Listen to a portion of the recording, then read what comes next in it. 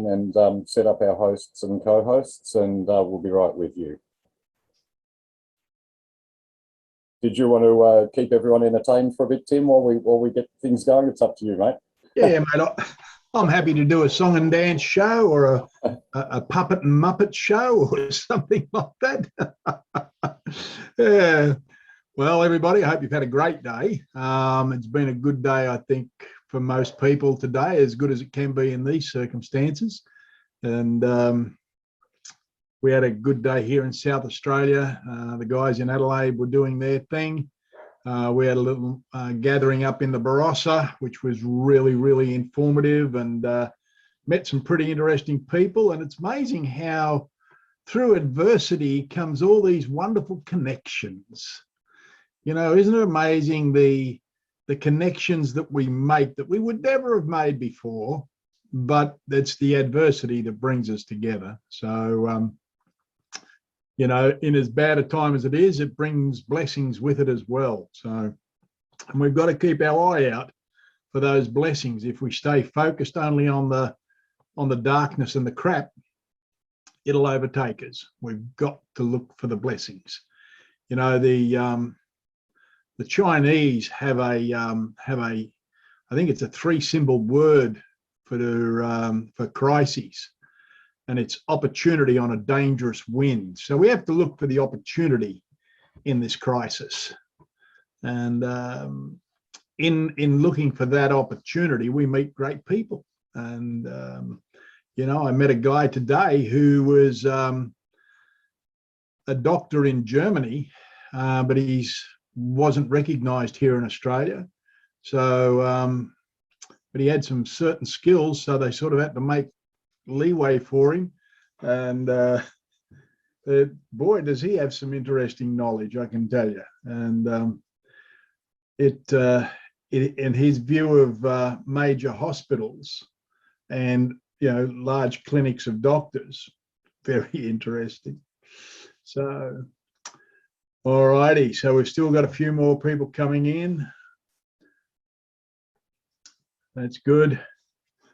I thought I'd make a new background just because I could, and so that's the Governor S of Victoria, and Shane Patton, the Police Commissioner or the Commander of the Nazi troops, and the all supreme being of Maggot Man.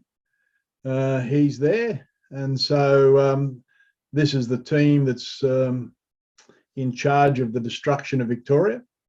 So it's an interesting, unholy alliance, I can tell you. I looked over towards Victoria from my house, and I even saw Satan running to get the hell out of the place. So, you know, I thought that was an interesting sight. But anyway, we'll have some fun at their expense. So, how are we going there, Graham? We got a few people on. I think there might have been a miscommunication with the link address. Well, no, apparently it's the right link, but Penny's having trouble even opening things up on her computer right at the moment. So I'm just trying to help her through that in the background so she can come in and okay, help out with the admin. Yep. Just letting people in also as they join. So I'll be back on in a minute. You're all right, no dramas. All right, so we've got George, we've got Ursula, we've got Stephen, we got Tina, Sean, Ross, Magic's there, Luke is there, Tina again, Suzanne, and Susie Q. All right, so it's good to see you all. And isn't it a pity we don't have any kids on here? Why don't we have any kids? You know, I mean, when I say kids, I'm talking, you know, 18, 20, 25-year-olds. Why is it always left up to us more vintaged people to sort this mess out? They're all out having a good time on a Saturday night, I think. You're probably right, George. You're probably right. I would never have done that myself. That was never my my thing, you know, because my mum, I mean, she used to spoil it pretty bad. She'd say to me, you go out and have yourself a really good time and behave yourself. Like, woman, make up your mind. It's one or the other, you know. And I remember, you know, when I bought my XU1 Tirana, and it was the last of the Bathurst built XU1s, Mum was really concerned. And I said to her, I said, Mum, just relax. Just because it can go fast doesn't mean I'm going to drive it fast. At that stage, she knew that I was barefaced lying to her, and I lost a lot of credibility at that stage, I reckon. Right, Penny's about to come in soon. She's having to restart her computer, and she's trying a few different ways to come in. So, all righty, a bit of admin in the background. So, what I'll do, I'll if you don't mind, mate, I'll just do a bit of housekeeping up front, just for those that are here. Now, we all know that we've had a bit of an issue this week, and there's been a change in the steering team. I'm not in a position to be able to go into detail about it. Unfortunately, at the moment, I stand in my truth, and I would like to tell you everyone what's happened, but it's not appropriate, and I don't want to be part of a slinging match. We've crossed the line. We've got the QMS up and running again. We've got a good load of people behind us. We've got a great steering team now. It's bigger. It's more diverse. We think we're heading in the right direction, and we've had some very exciting developments throughout the week, which we'll talk to you a little bit about. It's actually it's happening very quickly, and we're not dead, we're not stopped, we are still going. Sorry, I'm just letting people in still, so, oops, sorry, I think someone beat me to that one, so that's good. That's all right, I've got them, Graham, you keep going. Thanks, Magic, I appreciate that. So we're keeping going. I'll do a bit of a brief bit of housekeeping up front, and as I just started to do, and then I'll go into a little bit of a spiel about the QMS while we get the rest of the people in. For those that haven't heard about it before, I see a lot of familiar faces here tonight. Thank you for sticking with us. I really appreciate that. It's been a really tough week on me, but it's also been a brilliant week. So a lot of good things happening, and we'll go more into that a little bit later into the meeting. But the QMS is a referendum-based voting tool for the people so that we can determine the policies and rules that we live under and the way that our services operate. Rather than having the need for government, we have a system that can provide the tool of governance. Now, we still need public service. We still need, obviously, you need hospitals. You need a constabulary or police force. You need to have the basics there. Obviously, there's going to be social security for people who aren't working, and people have to be taken care of still. So nothing's getting taken away on that level, but we can control it now as the people with this app that we've. And I will just briefly say we actually do have the app now. We are beta testing it. It does need some changes made to it. It was an interesting call that we had on Thursday this week, where I think it was Thursday. No, it was Friday. Sorry, this week, where we have been given the exclusive rights to the app on Australia and New Zealand. It had been, it is an existing app that someone's created, and it's very, very close to what we need for the QMS. It works within the blockchain. It's a secure app.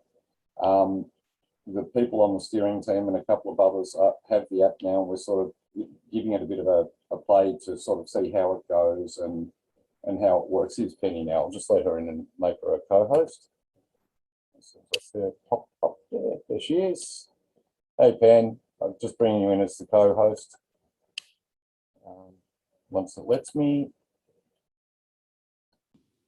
Penny's been an amazing friend of mine, and between Penny and Tim, they've given me a lot of support this week, and a lot of beautiful messages coming. I want to thank you all for that, because I was feeling very alone for a bit there, and it was pretty hard to pick myself up again. But we did.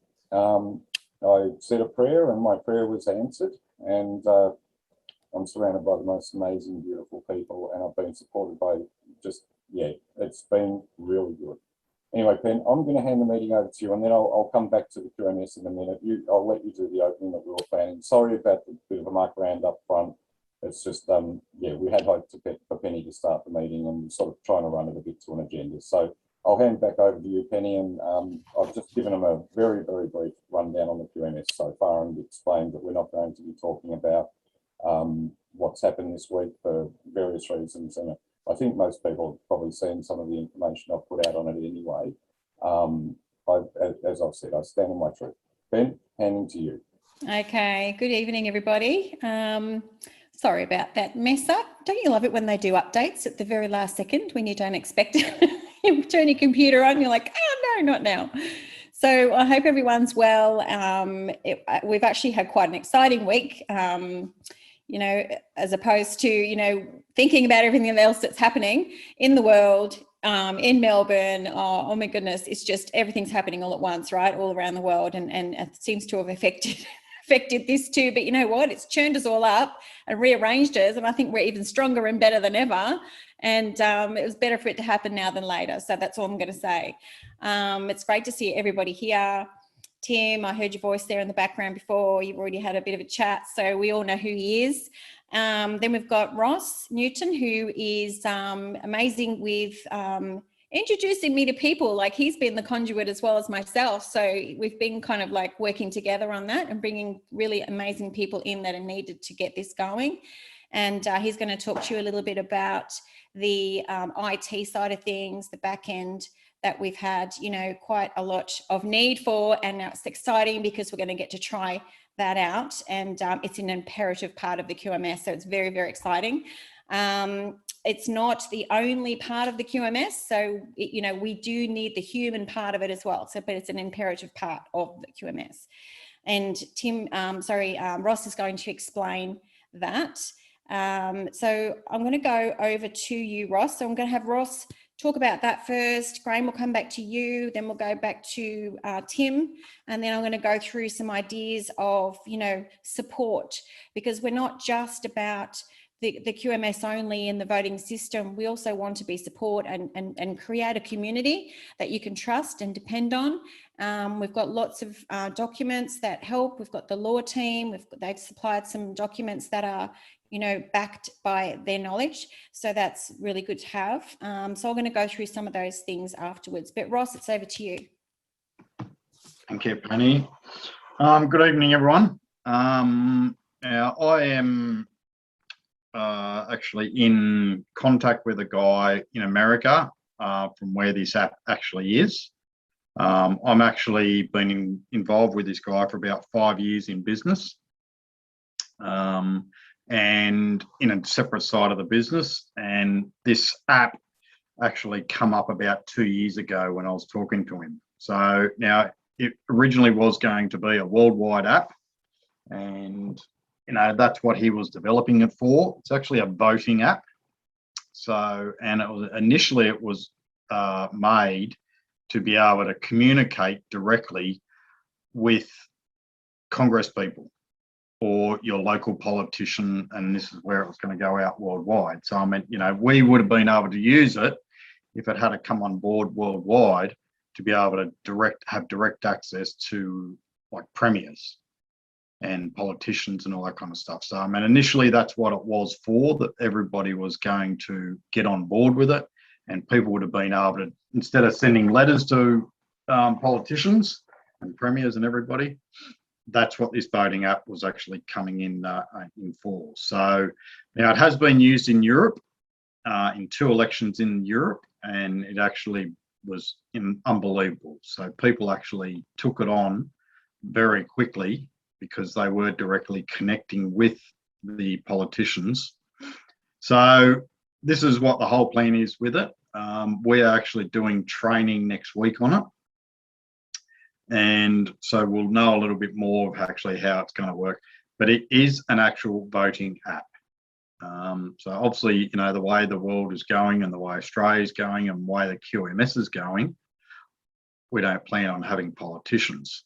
So, you know, Graham can explain a little bit more about how it's going to work. But at the moment, we've had the connection. We've had a meeting on Friday with a guy in America, So we are starting training on Tuesday, and we've actually all got the app ourselves. I'm not going to mention the name of it at the moment, but yeah, so we're just moving forward with it. And, you know, in another week or so, we will have a lot better information of which way we're going to go with it. So, but it is exciting. It is done. It does need a few things adjusted on it, in which what we will, you know, we've just got to come up with a few ideas. His IT guy in America can make the changes that we need, and then go from there. So, but I mean, it is exciting thing. You know, most people either use Facebook or use Twitter or use, you know, any kind of app, and basically that's what it's going to be. So, you know, it's going to be very easy to use, and it's just going to be a mainly for voting app rather than dealing with politicians now. So, and that's the changes we've got to make to it. So, but, you know, once we get through next week, then we'll know a lot more of what's going on, but at least we've got to start. So we can come back to you more next week once we know, once we've had our training. So.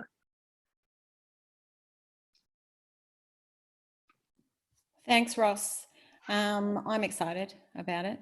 I need to go and have a play. I need to go and have a look yet. Haven't opened it up. Graham, did you want to talk about that at all? Because I know you've had a bit of a look at it. Yeah, look, I have checked the app out. It's not quite exactly what we need yet, but it is very close, and it does have a lot of the features that we do need for the QMS. When I was first shown this, and I've had to keep it on the down low a little bit, just I've been talking to Ross, and yeah, there's been the gentleman that we were dealing with was also, it's taken us a little while to get to him and actually talk about it properly and work out where we can go with it. But that conversation was had this week, and as I said, he said he'd give us the exclusive rights to Australia and New Zealand, and we have those.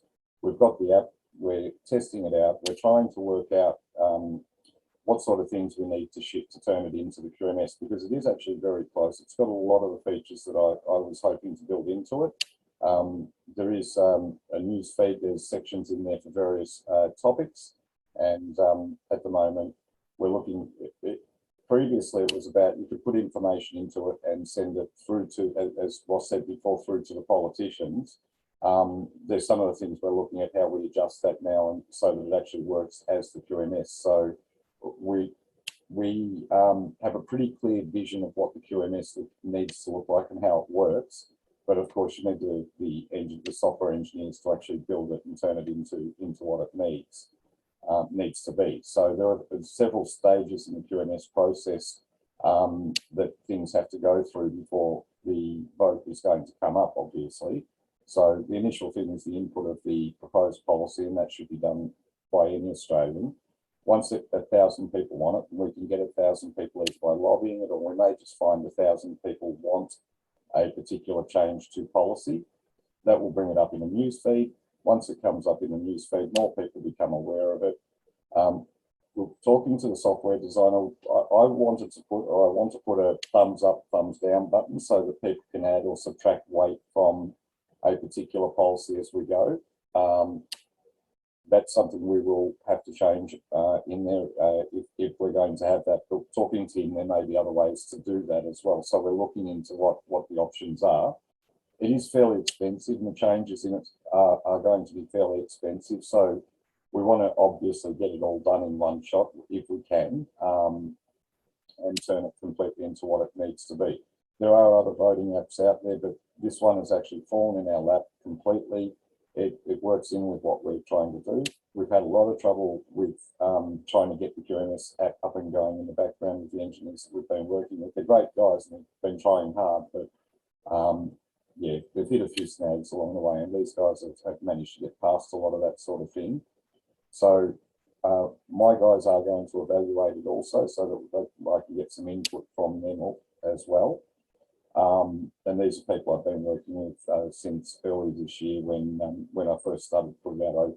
I actually went out and sought software engineers first of all before I even tried to put it out, because I wanted to get the app development underway, because I know how long these things can take. Once we go back with the necessary changes, we're probably looking at about 2 weeks from then until we should have the actual proper full QMS app up and running. We just want to do a week or so, maybe two of evaluation, and then we're all going to come together, pull our ideas, and see how we can do this. So we're very, very close. Now, we need to run several things in line together, and I've mentioned that we need to do a public referendum or a public initiated referendum in order to get control of the country. And it is, the number I've been able to find is 61.5% of voting age. So once we can, that's voting age people in Australia. So we do have a plan to bring it forth, and again, we're going to call on the movement at that stage to help us. We really didn't want any disunity in what we've been doing, and unfortunately, the movement's been splintering. My whole thing last year was to try and unify the movement and try and bring everyone together, and the QMS has been a great way of doing that.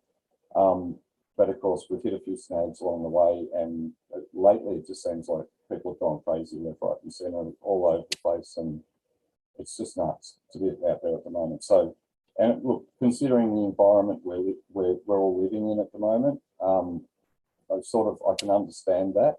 But yeah, we need to just keep moving forward, and we need to keep our chins up. We need to stay positive, and I've really learned that this week, that when you stay positive, when you continue to put out love, and when you stand in your truth, you can't really go wrong. And I mean, thank you again. There's been amazing people here, and I can see some of you are in the room. I want to thank all of you, because it has been very difficult.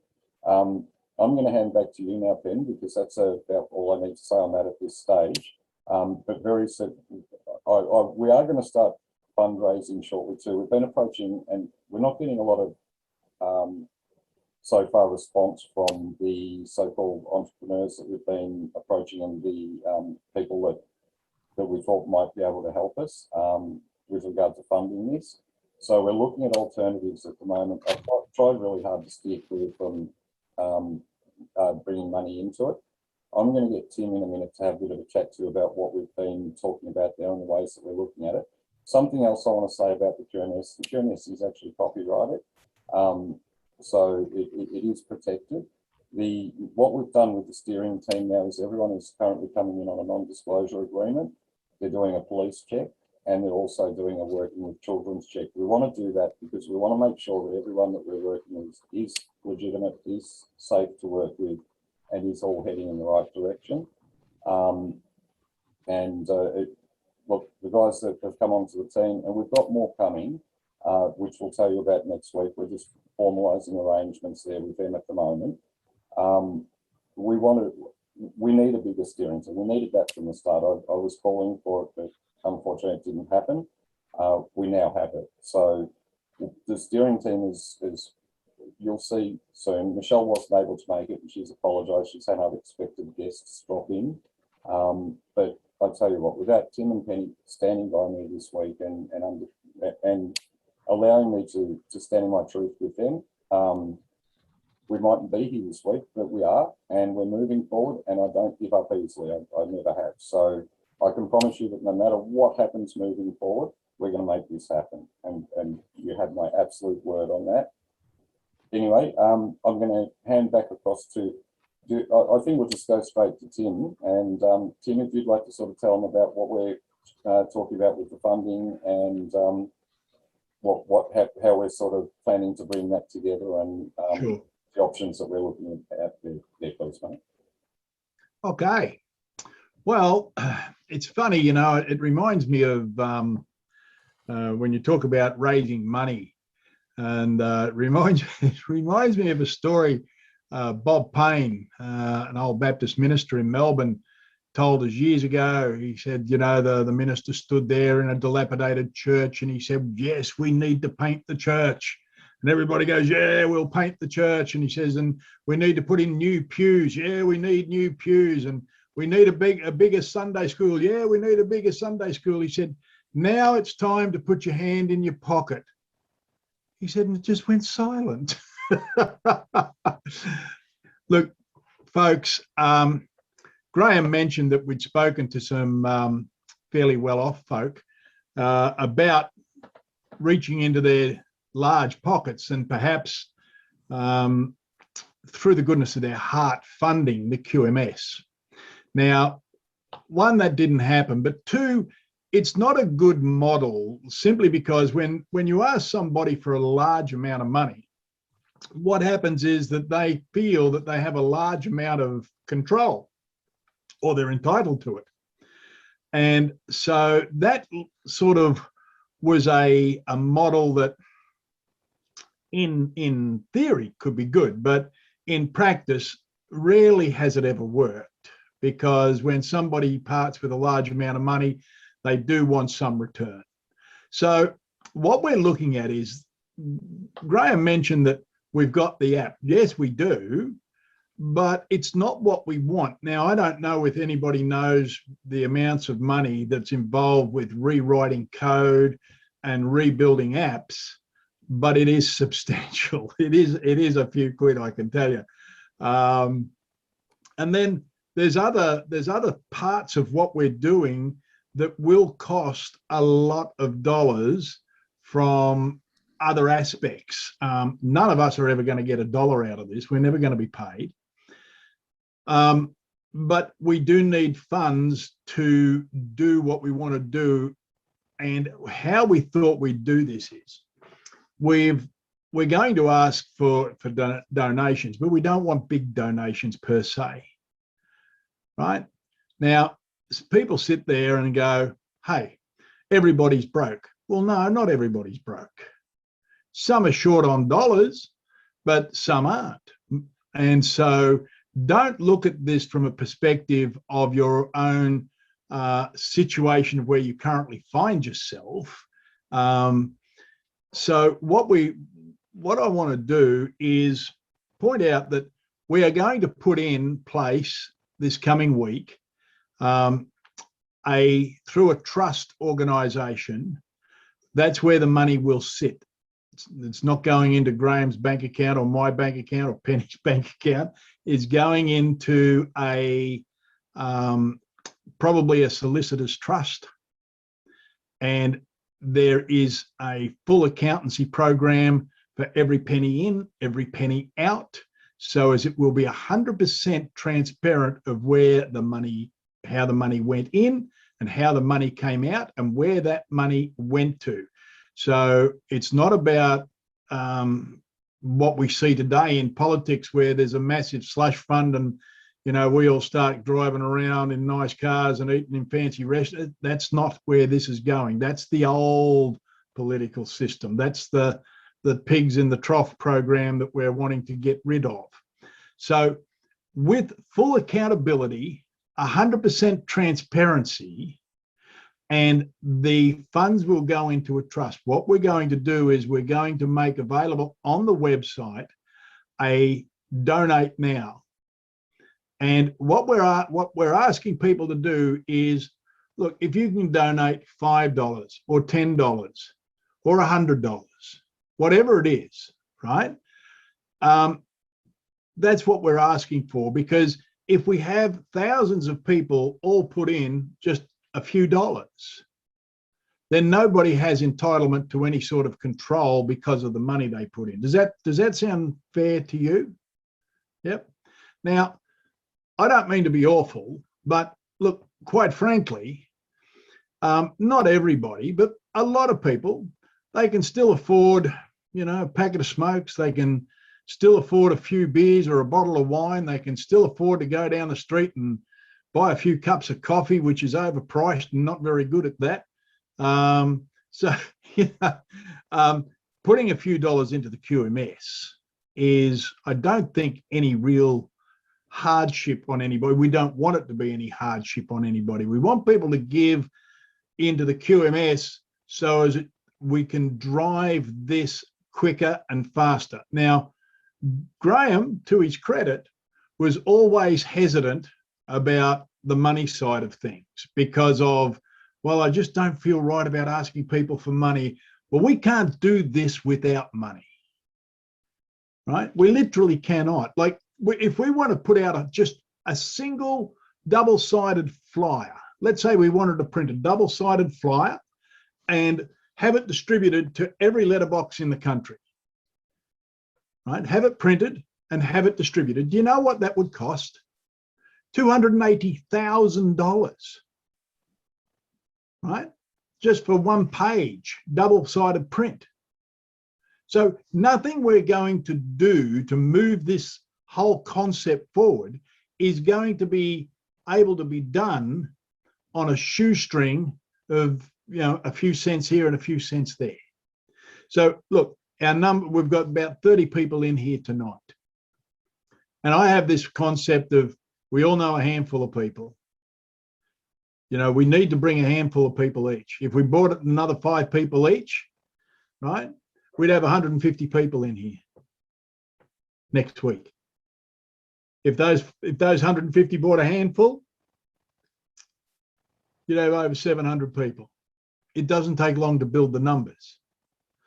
But the thing that I like best about the fundraising concept is people give what they can, but it's not going into my account or Graham's or anybody else's account. It's going into a legal trust, which will be held by, I believe, a legal firm, and it will have full accountancy.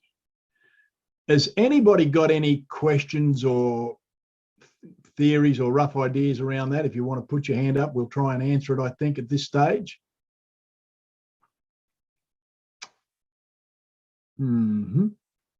Just to add to what Tim's saying there, I really haven't wanted to ask the membership, and he's right.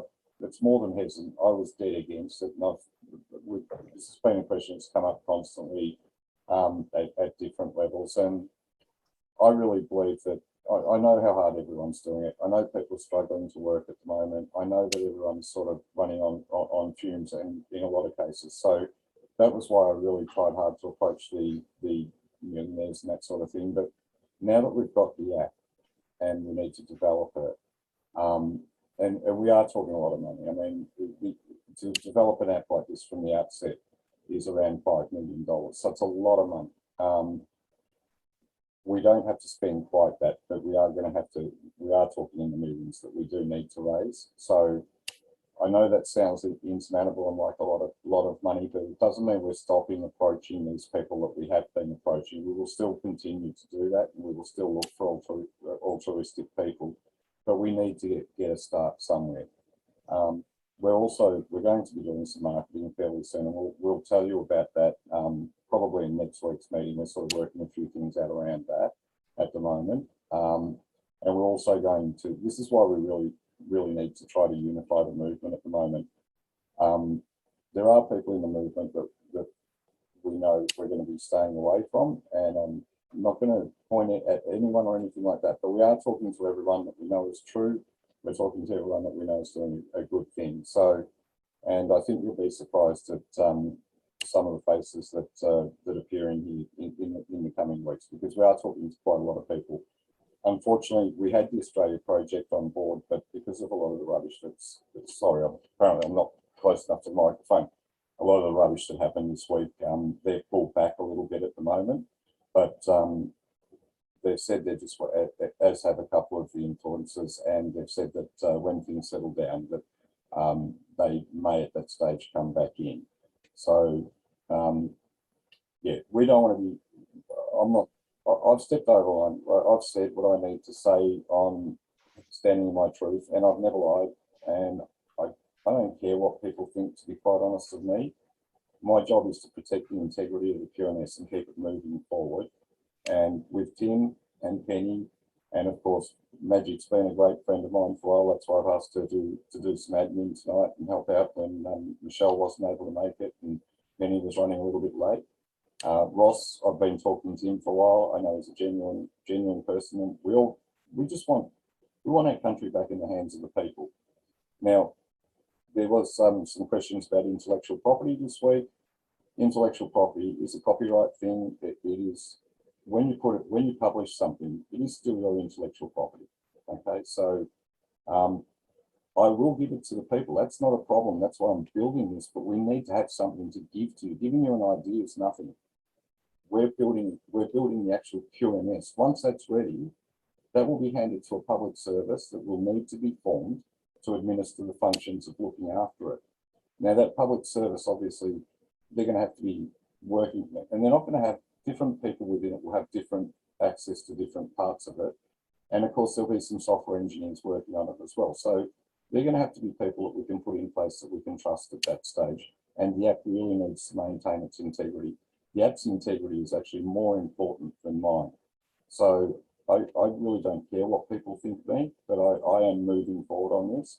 I said I'd build it from the start. I said I'd do it, and I'm doing it. And with these people that are helping me now, and bigger team, and the right people behind us, and the software engineers, and everything that we've got, we know that we're very, very close. A lot closer than a lot of you would realise. It's just this hurdle, this one speed hump of the money, which so far hasn't materialised. I keep praying, I keep asking for it. It hasn't manifested yet. Although we've had tidbits, we've had promises, we've had all sorts of things that haven't come true. And as I've mentioned before, we actually have had several millionaires approach us and offer us the money, but then they want a financial return on it. And well, I'm sure you pretty much don't want to be paying $10 a month for $1 a transaction or stupid things like that they've proposed. This sort of thing should be free. Your voice should be free to speak. And look, I've been gagged. We've all been gagged our entire life, right? We've never really had that voice, and the QMS gives it to us, and that's what we're trying to build for the people of Australia, and hopefully for the people of the world. Definitely for New Zealand too. We've got a lot of interest over there. With things on that have stalled a little this week because I've been focused on tidying things up in the back end and get, picking everything back up to move forward. I've done a fair bit in the background on the website this week, and this week as well, which, I mean, if you knew how involved that is and how intensive it is, you'd understand it's a lot of work. I'm not actually a web designer, so I've had to learn it from scratch, and the website I've built all the way through. So I'm actually proud of what I've achieved with it. I'm proud of what I've built with the QMS, and I'm proud of the people that have gathered around me, and the people that are, you guys that are here, that are working together to help this make it a reality. We haven't lost as many people in the QMS as we would have thought with what happened. In fact, we've found that a lot are actually coming to us because of what's happened.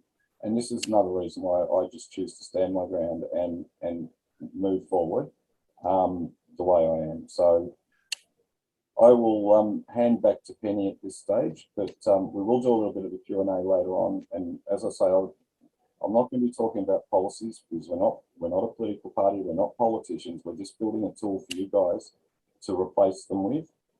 And as I said, the incident is behind us. We're moving forward. It's just negative energy that we don't all need. So anyway, that's my bit for the moment, and I'll probably speak to you a little bit later on. So thank you. Back to you, Pen. Thanks, Graham. Well, I was thinking, Tim, when you were saying that, like if everyone put in $5 and say we have 1 million people, which I think amongst a lot of the groups that we have on our social media, that's not impossible to do. It's quite easy. So that's $5 million, right? If we all put $5 in, that's $5 million. And then from that we gain more confidence because we get what we need to grow the program more, and we bring in more people. So it's just the snowball effect. So it has to start at some point. And you don't have to be, I won't say that only $5, like, put 50 in, I don't care.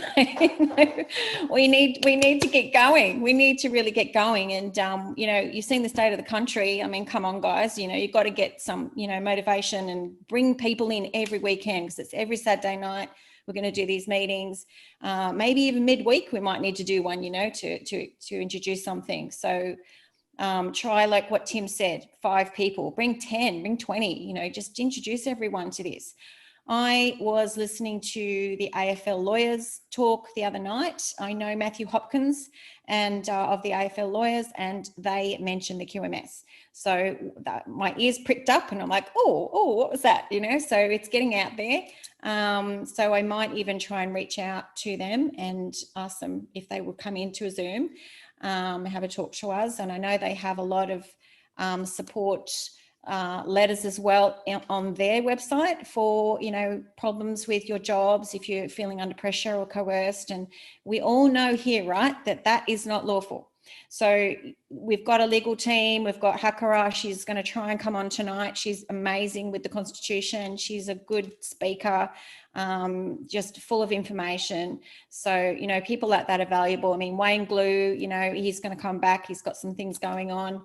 You all know him, what a character, and how confident he is that we're going to win this war. So, you know, they're the people that we want on our side, right? Another thing, you were talking about fundraising. So I don't know if any of you here are part of your local Stand in the Park. I am here. I joined and kind of grew it quite big. We don't all go every Sunday, but it is growing, and it grew to the point where we went out to, I'm in Port Macquarie, so we went out to the rural area of Wauchope, you know, so that's how much it grew, so that we could have our little cobweb grow larger and larger. And we're all communicating. We have Zooms once a week. But what the most important thing is that we learned who we can depend on. We learned who are our awake community. And then we meet every week, and we know who our nurses are, who our doctors are, who our mechanics are, who has warehouses where we can store stock food. So we must have a plan B, plan C.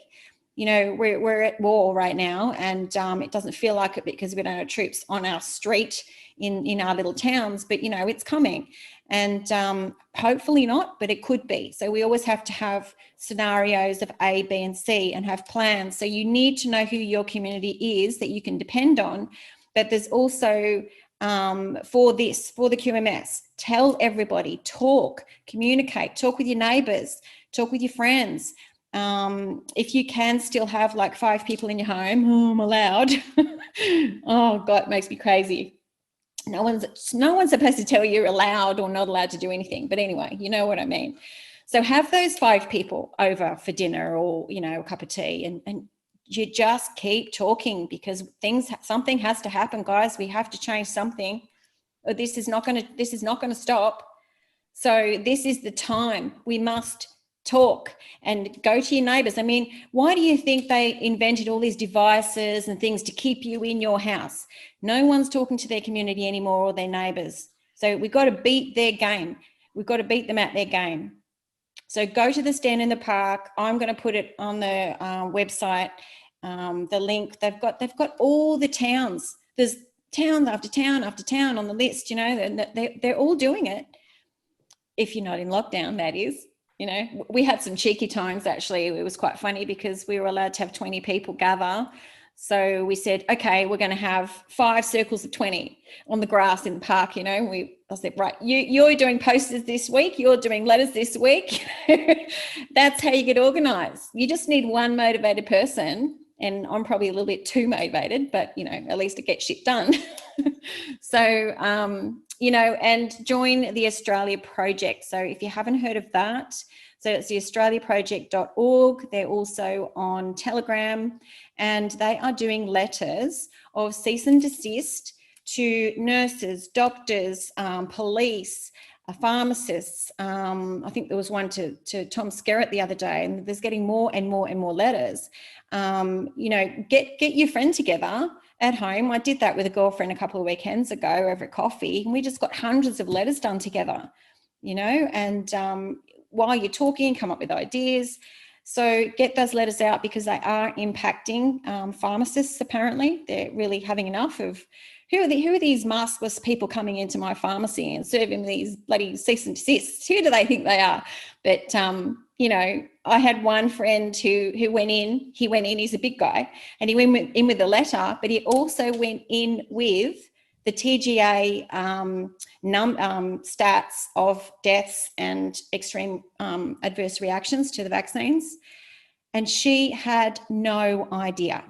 Also, she said, she looked shocked. And he looked over at her and said, and this is the cease and desist. So from now on, I am on your, I'm at your door and I'm watching. And if I hear of one person that has passed away or had an adverse reaction after I've shown you this, I will prosecute you. So, you know, that's the way to do it. But use the letters from the Australian Project. And, you know, the Australia Project were going to come in, maybe still are, and join us. And there's a little bit of a project idea going on in the background with them. I think they'd be very valuable. They're great people. So yeah, just some ideas I'm giving you guys. There's lots of support within the legal part of this group.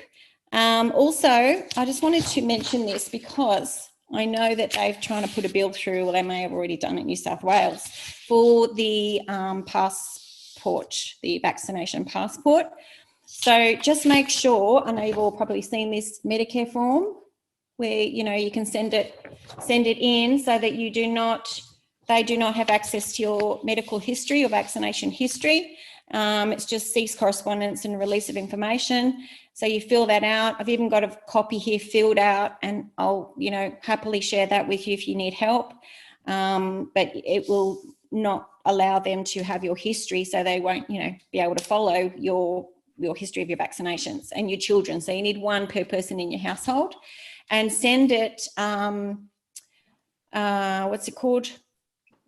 When they've received the mail, what's it called? Registered post. Registered mail, that's the one. Send it registered mail so that they, you know, when that they've got it, and you've got a record of that, because I hear that some people have done it and it's still not changed. So just make sure you cover yourself there.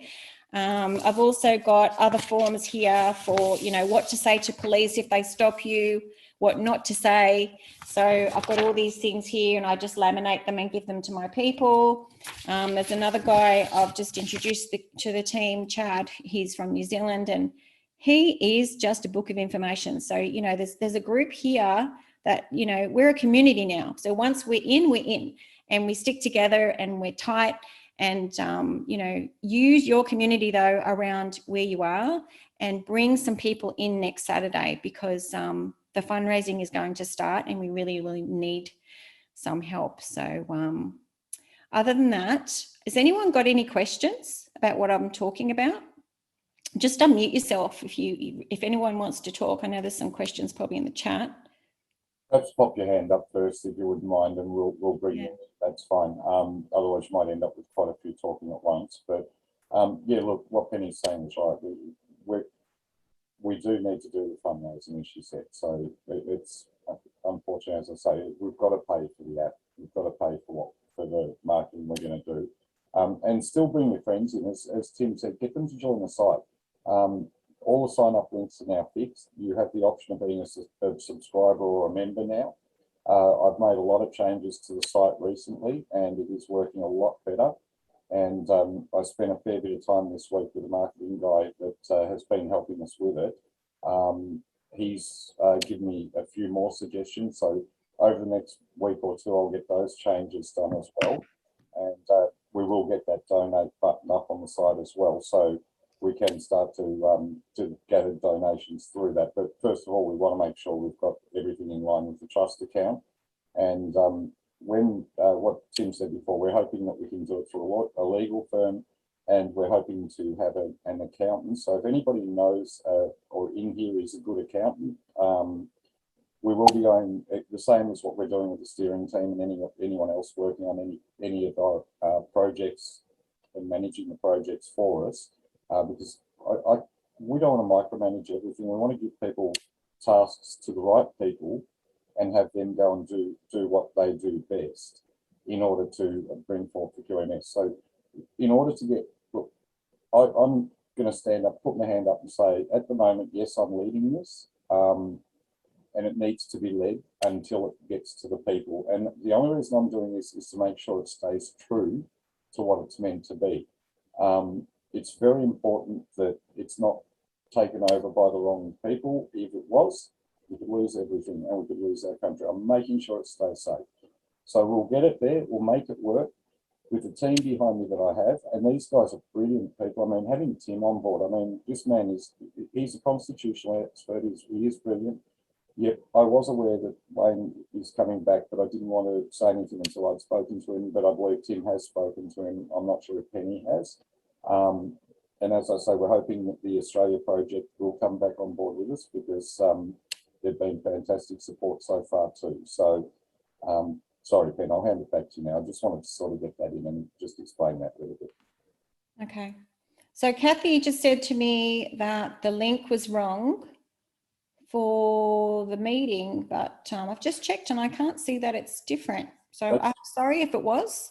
Yeah, I only put the one link out, so I'm Yeah. not sure how that happened, but yeah, it's the one on the Wix site, or the website, I should say.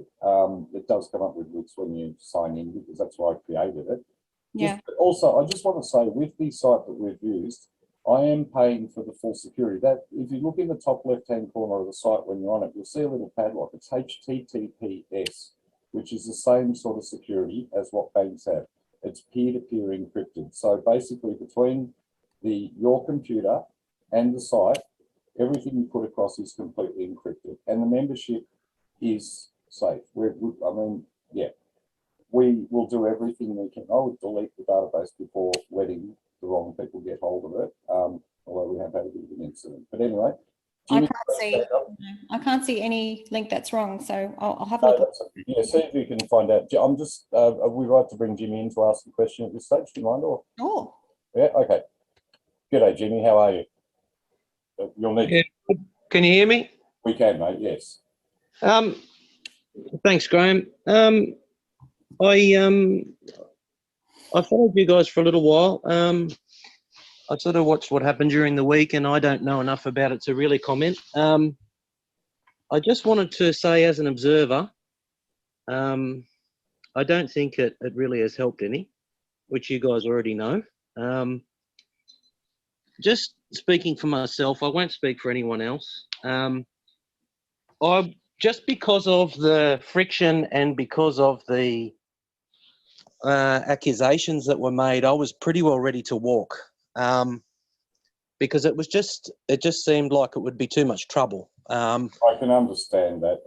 My problem is I can't talk about this. We've agreed that we're not going to. I want to move forward. No, I saw your post, Graham. I'm sorry for cutting you off. Just let me finish. I saw your post, and I see that no doubt there's some sort of legal thing happening. So I gathered that by coming tonight, I probably wouldn't learn a lot more about what happened, but what happened probably doesn't really matter.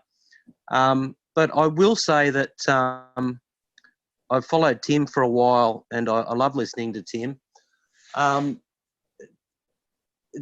Tim being sort of in and supporting you guys was enough reason for me to come back and have a listen.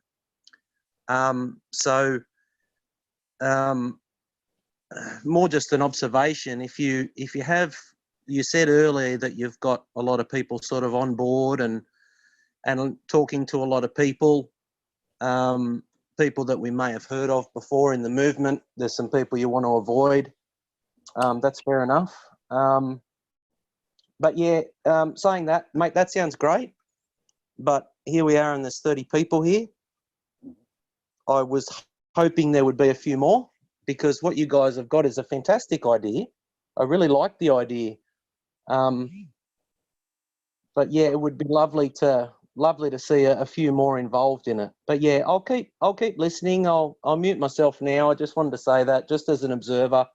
Sure. No great venture. Yeah, just an opinion, mate. That's all. No, that's okay, mate. No, I appreciate it. No, look, I do appreciate that you coming forth and putting that.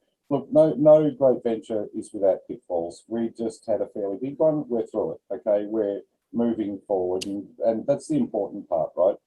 The QMS is still very viable.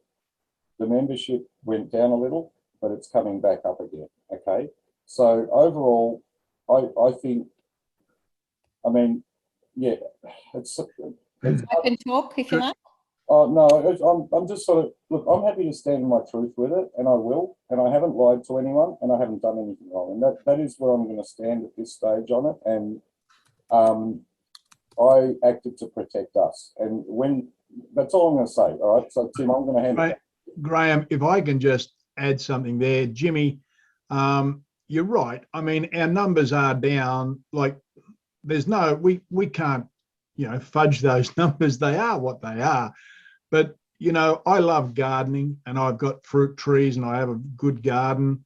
And sometimes to get a better crop, we need to prune the tree, or the tree will prune itself. It might drop a branch. But then after the pruning comes an exceptional crop. Now, people will come into our lives and into our organisations for a reason and or a season. And some will stay and some will leave. Now, we can't make them stay and we can't make them leave, really, but we can let the process take care of itself. We let the pruning create a better crop. And thank you for what you said. You're here because of following me. I'm humbled by that, and thank you. But don't look at the QMS from the numbers on the scoreboard tonight.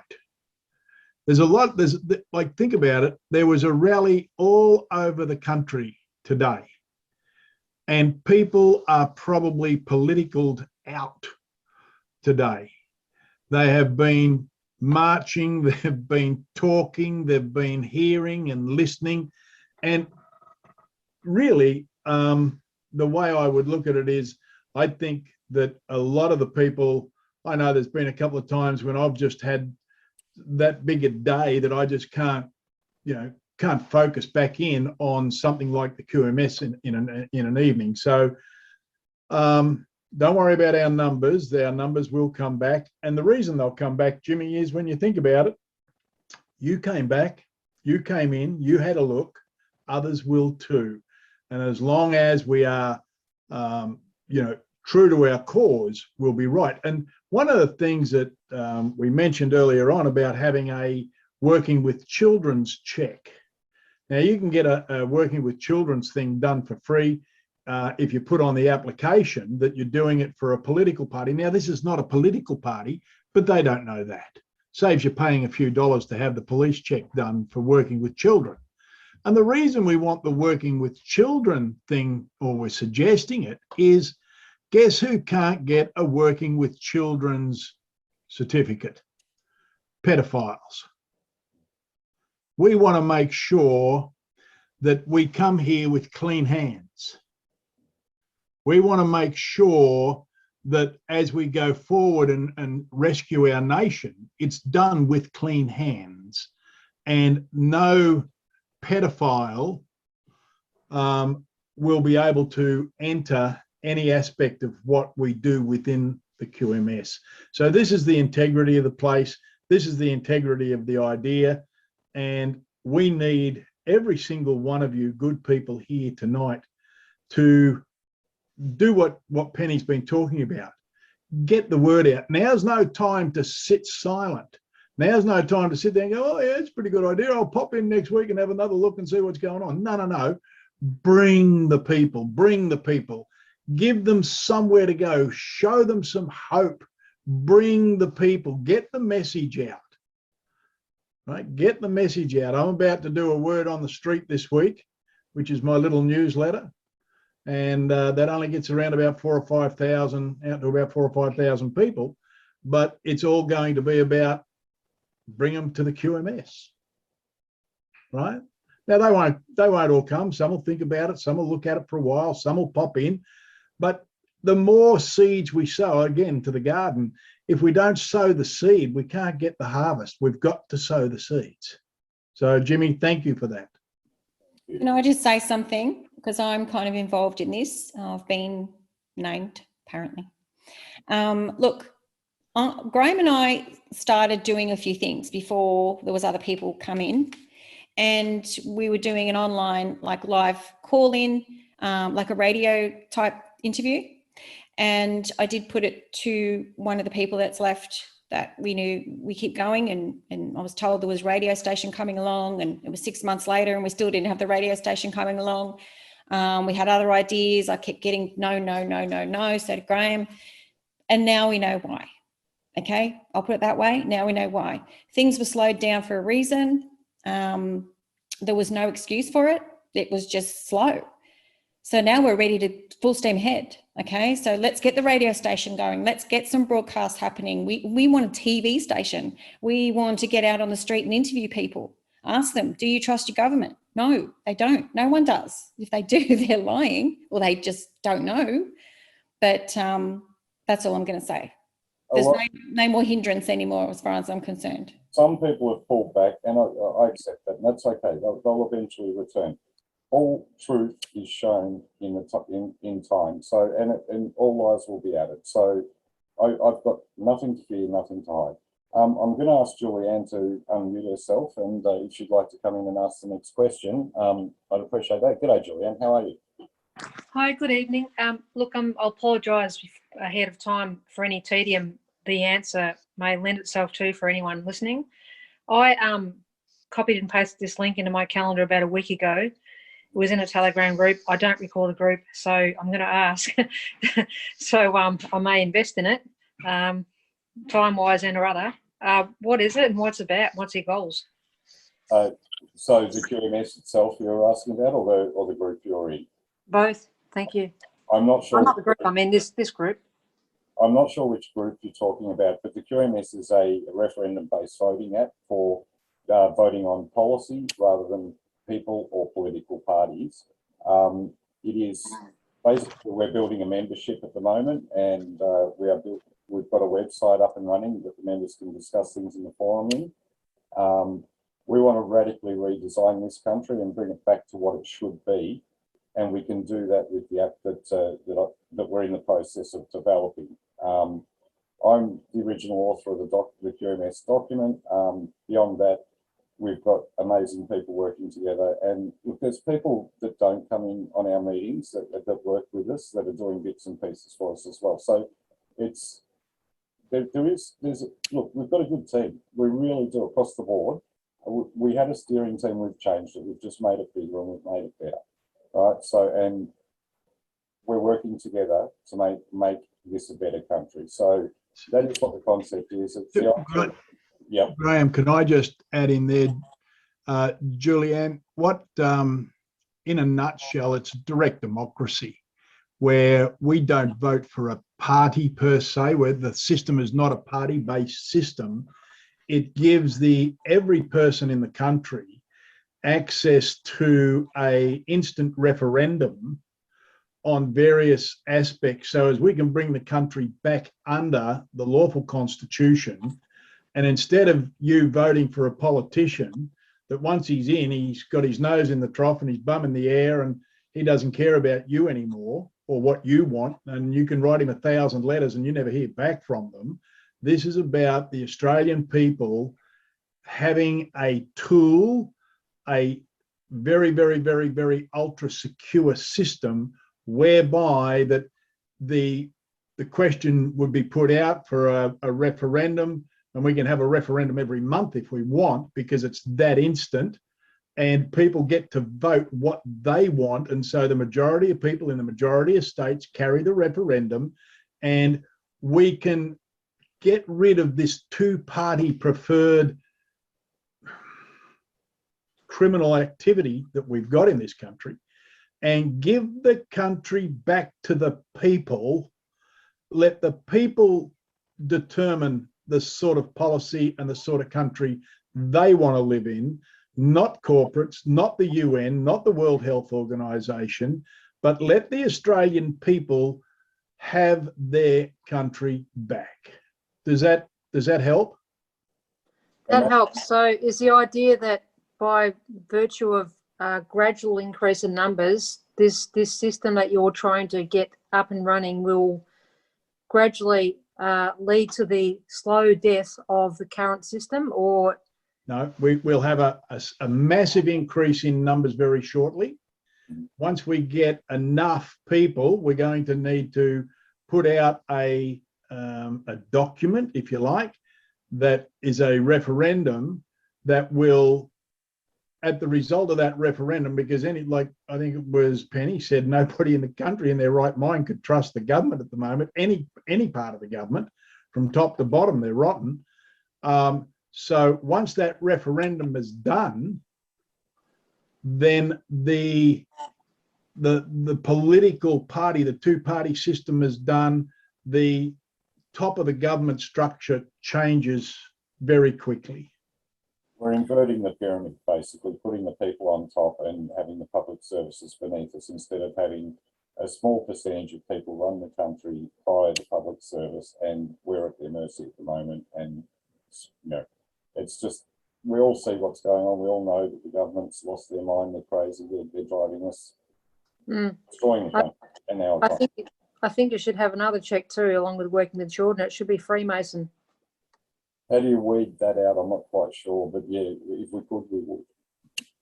Well, we'll just create that policy. The challenge with that, Julianne, is that Freemasons are sworn to tell a lie if anybody asks. So they are sworn to the lie. So their lie is an issue in itself, but that's just how it is. And like even in governments or government and Freemasonry, I'm sure some people in there think they're doing the right thing. And you know, how do you judge people? I don't want to sit in judgment of people. It's not who I am, not what I'm about. I want to get rid of the boxes in society. I don't want people labelled anymore. I just think that we've been in this corrupt psyop that's been running by this ridiculous corporation that calls themselves a government for way too long. I'm 51 shortly. I've lived my whole life in it, and I've never taken part in it. I've tried to stay outside of it because it's just a ridiculous system. I could never see any value in voting in a two-party system. So I would rather have and what happens? Two political parties get up, or a multitude of them, they all throw their policies out there. This is what we're going to do. You have to pick the one that has the policies you think you're going to like. So, and then there's possibly a few policies in there that you don't like. And then, of course, you're going to decide. Sorry, Graham. Right, Penny, can you look at the chats, please? Yeah. Yeah. So basically, yeah, we don't really get a say in what happens. And then when they get into power, they don't even do what they say they're going to do anyway. So, or they do something completely different, or they do what they say they're going to do, but it's not what we expected in the way that we were told. If the people have the voice and the people put it in, and everything is tested and measured transparently, and that's what the whole system is about, transparency and a voice to the people. It's the first time we will ever have a transparent form of government in the country. And we do know we will get this up and running. We do know that 99.8% of people we speak to have turned around and said that they do not trust the government. That point was at 0.2% that say they do. There's probably something pretty wrong with them. So, and I mean, you can't help that. That's just what it is. But I mean, yeah, I sort of grew up thinking, and I mean, if there's any lawyers in the room, I apologise up front, but I grew up thinking or believing, don't trust lawyers, don't trust politicians.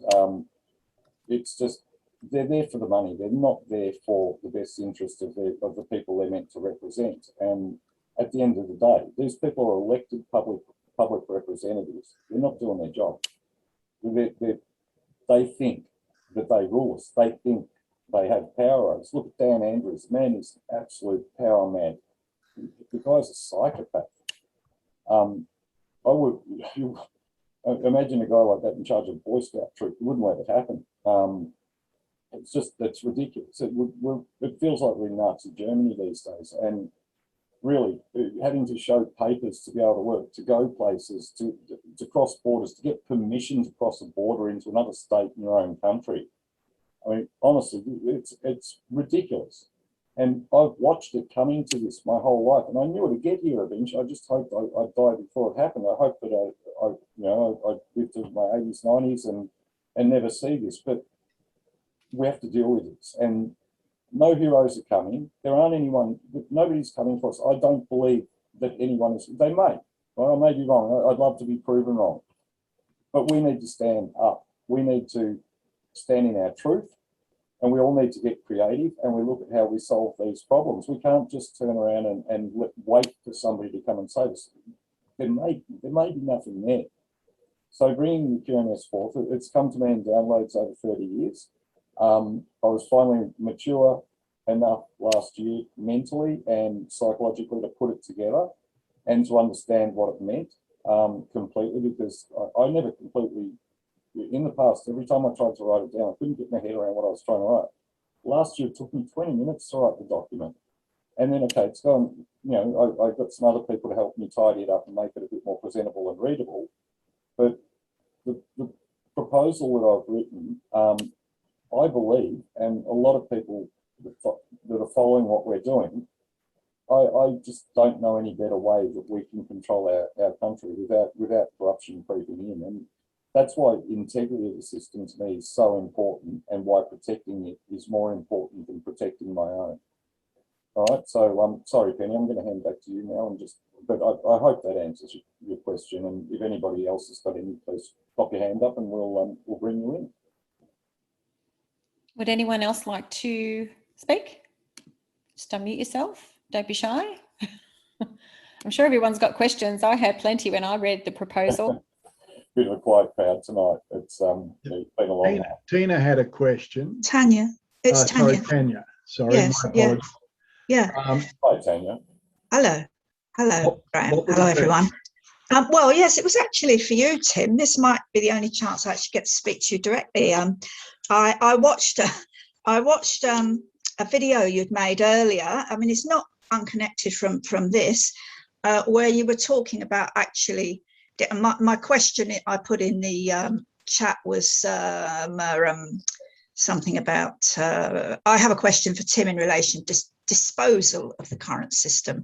You were talking about how these people would be disposed of, but literally disposed of in the bin. I don't know whether that's something that would be pursued through this organisation, or something that you're pursuing separately yourself, or whether it was just a bit of sort of this is what needs to be done type of video, because a lot of people are making these types of videos and saying these types of things, but when is somebody going to do something about it? If they're acting illegally, then they can be arrested and dealt with, surely. Well, Tanya, I mean, look at Dan Andrews, for God's sake. I know, right? I know. Now, here lies the issue. This is why the QMS is so desperately needed, right? Because unfortunately, it's difficult for good, decent, loving people to get their head around the evil and the deception and the lies that we're all faced with and we live under every day, because it defies decency. And so we can't get our head around it. What I've done a couple of videos. I did one the other day, yesterday, and it surprised the heck out of me. It's already had about 30,000 views. It just took off. But it was what we're doing is telling people to gather the evidence of all the wrongdoing that every government and every person connected with it has done, either to you or around you, be it forced vaccination, be it lockdowns, be any denial of your inalienable human rights, and put them in front of the International Criminal Trial. And yes, that was the video I saw. Sorry, Tim, that was the video I saw. You had a picture of the Hague. Yep. Yes, at the back of you. That was, I just saw it only a couple of hours ago. Right. Now, there is a process we have to go through to get there. And the first step is there has to be the gathering of evidence. So I've asked the Australian people just to gather all the evidence, take it off their computers, take it off their phones, store it, and store it away from their house even. So therefore, as we go through and we get some processes put in place where we can apply to the court, and we have to apply, but before we apply, we have to have all the evidence documented in a certain way. I'm absolutely serious about it. And I know some other more learned people than myself, they are itching to get that happening. Now, the problem we have here in Australia, we as ordinary Australian people, and I put myself in the very ordinary part of the game, is that we think the Parliament should step in and fix this. Well, they can't, because the Parliament is the problem, right? We have not had there's a few differing versions of this, but it's my understanding that we have not had a legitimate government in this country since 1966, when decimal currency came in and we took on private paper. Therefore, every law, every treaty, every act, everything that they've done state and federally since that point in time is literally an act of treason. And you and I and every Australian has been operating under an incorporated body. And in doing this, we find ourselves in a situation where we live actually in a lawless society, because even the judiciary, you think that, well, the judges should do something. Well, the judges are part of the game. And so let me explain something, that we have not had a legitimate Governor General to swear in a legitimate parliament who create legitimate judges and courts for more decades than most of us can remember. And we wonder why it is that despots like Andrews and Shane Patton behind me do what they do and can do it. Well, they're doing it totally unlawfully because the system is so broken. That's why we have to fight and fight like hell to get the QMS up and running, to bring democracy, actual, real, one-on-one democracy back into this country, and get rid of every judge, every High Court judge, every magistrate, every senior and acting police officer that's acting outside the human rights of Australians, and every politician that's sat in Parliament that's still living. I think I would like to see the rope makers run into having to run 3 shifts in the rope factories to produce enough rope. Yeah. Right. Yeah. So, Tanya, yes, I'm serious. It's got, what I'm doing there with that has got nothing to do with the QMS. No, but my question was, is something being done? Are you involved in doing something, whether it's parallel to or interwoven with this or not, or completely separate? I mean, somebody has to do something, and you sounded the most convincing, I suppose. Tanya, all I am is an ordinary bloke, right? But I can't sit still and watch my country and my people, the people in this country. And look, do you know something? I don't think I've met anybody on this call personally that I can see. But if I was to tell you that, because, not just because you're here, but because of the spirit that you are putting out, you're here because you know right from wrong. You're here because you want to stand up against the tyranny. I love you. I love what you stand for. I love what you do every day to protect you and the people that you care about and the country that you care about. And whilst somebody out there is doing that, I will do everything I can, as small as it may be. But I know, again, if I plant a seed, I know that somewhere the good Lord will bring people into our lives that'll say, oh, Tim, I can help you with that. Oh, we can do this. Oh, I know a good lawyer. And away we go. We have to plant the seeds. So there's an awful lot of people that are going to fight it and fight the QMS and fight whoever it is that does put this case together. And I mean, look how they're equipped. Look at the way look at the equipment they've got. I know. Yeah, but and the way they're dressed and everything. That's Tanya, what we're up against. Tanya, force will never overpower right. It will look like it. We may lose battles. We may lose captains and colonels and generals in our little army. These people, yeah. But That's what I'm saying. Something. It is our. I try and, sorry to sort of take this off on a slightly different angle. If we keep focusing on the anger towards these people, that feeds their anger. That lands on them on a vibrational level. I'm not trying to get too woo-woo-woo out there, but every word and every thought sends out a harmonic value. Of course. And it lands on them and we give them more power. It adds to their strength. So instead of sitting there going, well, look at all their tanks and their guns and their this and their that and the mongrels, and they're not going to put them all. They're not going to put them all down and go, oh, all right, you've won. You've got the 8.6 million people.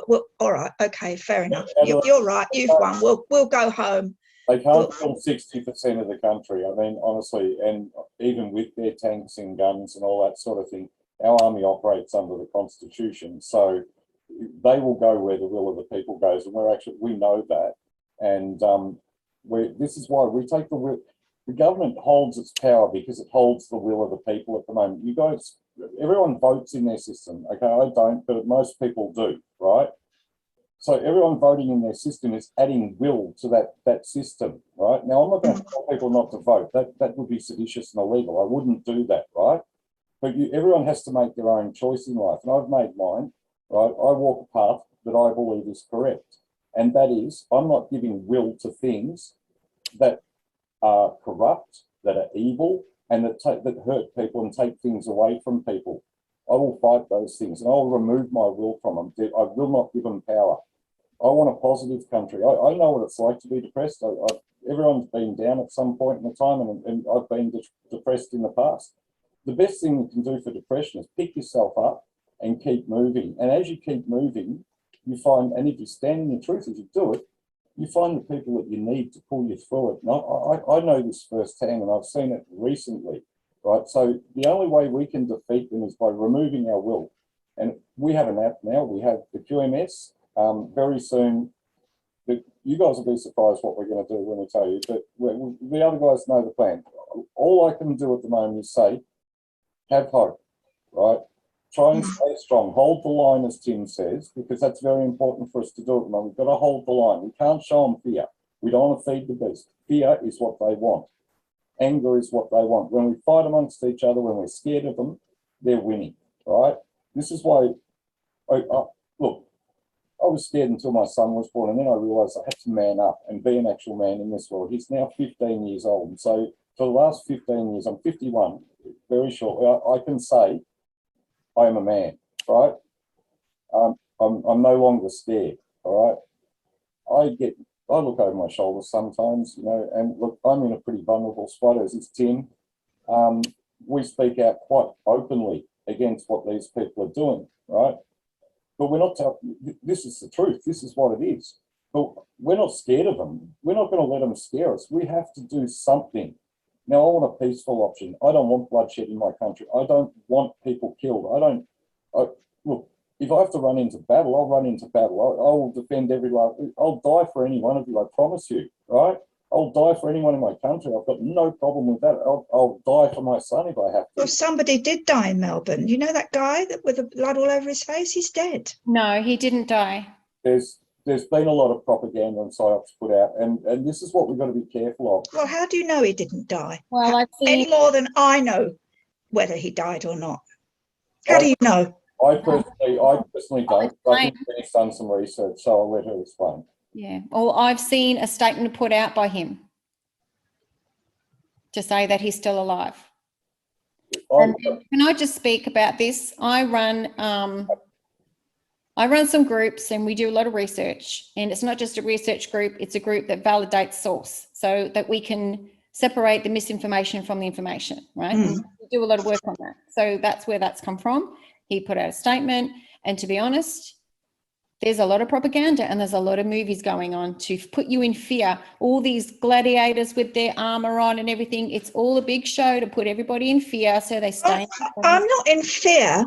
I'm in fury. No, but that it's been allowed to get to this state, and people have been talking about it for years and done nothing. But it's putting everyone in that negative frequency, and what Tim says is right. I'm a frequency healer. I do this every day. I meditate every day. I work on other people, teaching them how to do it. Had a sort of session on the phone with Graham the other day. Didn't even realize I was doing it, you know. So I cast my magic on him, and suddenly everything was bright and beautiful again. So it's so powerful how it can work, But there's also evil works the same way. So they're trying to instill fear, and they literally are feeding off it. And we can say, oh, I don't have fear, but it is fear. We have it. They're doing it. That's what they're doing. It's on the TV. Mainstream media is being used for that reason. You know, all the press conferences, get the vaccine, get the vaccine. I don't watch them. I don't see them. I don't watch television. No. Anger's a very powerful thing, and it can be used to destroy or it can be used to build, right? I'm using mine because I'm angry at this system too. I've been angry at it my whole life, right? So I'm using my anger, right, with the people that are with me here to build this system. And like, I'm not sure, I think Tim would possibly say the same. I know he's not happy with the way things are here, and his videos state that quite clearly, right? So we need to focus on what we're doing and how we're going to do it. And the tool itself that we've created and what we're bringing forward, honestly, I think you're going to see when we get to a certain point of money, it's going to happen very, very quickly. Honestly, if we could get to a certain amount of money, and I'm not going to mention that figure here tonight, it is in the millions, right? It's not that high though in the millions. This will happen very, very quickly. And once that happens, and the reason I'm not mentioning it is because we're still doing background research. We're still getting quotes on things. We're still working things out and sorting out logistics. So, but when we get that to happen, we can do a non-violent takeover of this country. We can have a public referendum, and our army has to come with the will of the people, right? So once we have the will of the people, our army is on our side. We've got foreign troops here at the moment that have been brought over, and they're allowed to kill on our politicians have allowed them to kill us and get away with it without unindemnified. I mean, it's just like, that's horrifying when you think about it, right? But if I stand here and I'm scared or I'm angry about it, and I just, all it does is affects my health, right? So I'd rather take that anger that I feel towards that and put it and make it galvanize me. And I can tell you, I've been through a bit of anger lately, and Penny will tell you, I went to her, I was pretty upset earlier this week, and she did pick me up, and it helped me to take that anger, not push it down, not just go, whoop, but to actually focus it into something worthwhile, because you can create just as beautiful things with anger as you can with love, and you're better off creating than destroying. So that's where I am at the moment. And I know the people working on it with me, I think that's pretty much, I can't speak for them, but I would suggest that quite possibly where they're at as well. We'll let someone else ask a question. But first of all, Tim, can I ask you a quick question because it's relative to what Tanya was asking. So once we hit the target that we have enough members to it will be a common law oath that we take, and we will claim our sovereignty, and then we could even take over the courts and the parliament and then make arrest warrants for these people. So I think Tanya might be interested to hear that, but we don't want to say that too out loud in a way, because, you know, we can get in trouble for saying things like this. So, you know, you got to be careful. Yes. Yeah, look, what we can see, what's possible to see in the not too distant future is, don't be dismayed when you see judges retiring. Maybe they'll make the announcement that they've retired, but they will have been retired simply because that there is processes available to us that by law and right, and you've got to understand there is a difference between law and the right of law. When their protection system of the incorporated monsters that we suffer under today are not there to protect them, the courts will totally change. We will not have quorums, right, sitting in a magistrate's court. If anybody's been into a magistrate's court, the person sitting there may not even be a magistrate. It could be the gardener dressed up in a robe, because he's sitting in quorum or as in quorum. And what that means is, at law, he is just the decision maker, but not a judge or a magistrate, right? And so therefore he has no real authority. and things like this. The courts will be brought back to justice, and those who have purported to be judges and magistrates and so forth will, in actual fact, face justice. So there are processes. Do not think that all is lost, because it's far, far from lost. It's almost all is ready to be found again. The truth is actually sitting there ready to be shown in its true light, without the corruption, without the bribery, without the sacred oaths, without all that jibber. We could actually bring in, and this is the picture I have, we could bring in a most peaceful, honest, beautiful, harmonious society that has ever walked the earth. It will cost. I mean, it will cost us. And unfortunately, because of what they've released onto our people in the form of the jingle jabber, we will lose a lot of our people will die in this war. We can't stop that right now. That's already, it's a done thing.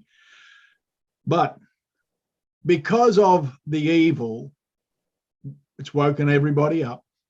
There's never before in this country been so many people become so well educated so fast as to what's the difference between good and bad, and who's shoveling shit and who's not, pardon my French.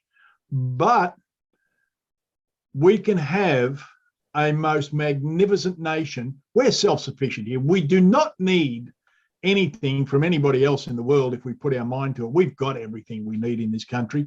That's why Australia was set aside the way it is. We've now been set aside with a group of people. Look at you. You don't see yourself as anything special. You're just me. I'm only one person. What can I do? I'm only a mum. I'm only a this. I'm only a... No. You got to understand, you are here for this time, for this purpose, for now, because you bring with you a set of skills, a spirit, a vibration, a way of thinking, a way of doing that this nation is going to need. It needs it now. It needs you now, just as you are. Oh, yeah, but Tim, you don't understand. I can't do it. I'm not there. No. Stop thinking small. Stop it. You are, what was Merriam-Webster's poem? You playing small does not enlighten the world, right? By you giving your freedom and speaking your truth gives other people permission to speak their truth and feel their freedom. That's why you're here. You're not here for entertainment on a Saturday night. You're not here to bitch and whinge. You're here as part of the seed group. That's why you're here. And yes, there is no need to have corrupt politicians, judges, courts, police, all that we can change. And that is why we are here. Yeah, thanks, Tim. Thank you. Julianne was next with the question. I did see one come up in the chat, and if you want to put your hand up, I'm happy to answer any questions anyone has, but I will not be talking about, as I said, what happened this week. Julianne, if you'd like to unmute yourself. Oh, sorry. Yeah, just quick question I forgot to ask before. Is there something I can read or listen to get more information on your group? Yeah, sure. We've got a website. It's theqms.org. So theqms.org. We also have a Facebook supporters group, which is the Quantum Management System supporters group. I think it's got the QMS in front of it from memory at the moment. the guys have been admitting that for me. I haven't been on social media much lately, so I'm sorry if I sound a bit vague about my own group that I started, but I've got a lot going at the moment and pretty busy. Yeah, you can check it out there, and please bring your friends, bring your family, have a look. Yeah, the concept sound, what we're doing is sound, and as I say, we've come a long, long way just recently, and things are moving very well with it. So, Shauna, you had the next question. Hello, Shauna Baker, light worker extraordinaire. I wanted to say I'm very sorry. I personally felt the betrayal that you had, and I wanted to say I was very sorry about that, Graham. I wanted to quickly say to everybody, hold your light. We are sovereign, living men and women, and we have the right to be treated with dignity and respect, and we have the right to have all of our needs met without being lambasted and beaten up for expressing our opinion in peaceful protests. So what they are doing is wrong, and they will pay. They will pay. Whether it's here or when they meet their maker, trust me, karma's a bitch. Pardon my language. But I would like to say, Graham, with that website that you linked for us in, where you could go on and report politicians and media people, and they would send out an email. If you could, I've sent 20 of those out this week. And I'd just like to say that I listen to Curtin FM, which is a university radio station here in Perth. And just for the last couple of weeks, they've been playing over and over and over these ads that are talking about, do your bit for WA, go out and get your vaccination. The day after I sent my letter to their studio, they've cut their... You just went on mute for some reason then, Shauna. Shauna, you need to unmute yourself. I'm not sure why you ended up on mute, but you went on mute somehow. Can you just unmute yourself? Sorry, we missed the last bit of what you're saying. Sorry about that. The day, so with these letters that I was sending out, these one of them went to Curtin University radio station here in Perth, and they had been playing all these ads about, you know, do your bit for Western Australia, get your vaccination, you know, keep everybody else safe and all this sort of thing. The day after I reported them on that website, no more ads. They've completely cut their vaccination pushing ads. So it works, people. Yeah. Go on there. I have sent one to every Premier and to Scott Morrison and to some of the health people as well, and to the opposition. Well done. Jamie McIntyre actually started that initiative, and I found it on his own website. So I've shared it from there. Jamie did an interview with us a couple of months back where we explained what the QMS was, and that's gone out quite a big way as well. I actually used that to try to stop my son from getting the jab. I'm hoping I'm successful with that, but he's 15 and lives with his mother, and I've been living in a parental alienation situation for the last 13 years, unfortunately, where I've had to fight really hard to see him. And I don't have a lot of control of what happens in his life, and he's been convinced that he needs it. And he doesn't need it, and I don't want my son to die. And my family's double jabbed, and my son's the last one I can potentially save. So I've been trying really, really hard. I've even tried to bribe him. I've offered to buy him a car if he turns 8, if he doesn't get it. And he said, will you still buy me the car when I turn 18, Dad, if I do get it? And I said, mate, I won't need to. I really believe I won't need to. And that was a really hard thing to have to say to him, and a really hard thing to have to think. Nobody wants their child to die before they do. But that is one thing, one of the reasons I'm working so hard on trying to bring this forth, because put it this way, you want to know how the QMS works, you want to know what it can do for us. Do you know what would happen if people wanted us all to be jabbed, or if we wanted to stop it, right? Either side could go in there and put that policy in. Because of the clarity of the test and measure and the scientific process that would have to be put through, it would have to be put on hold until that was done.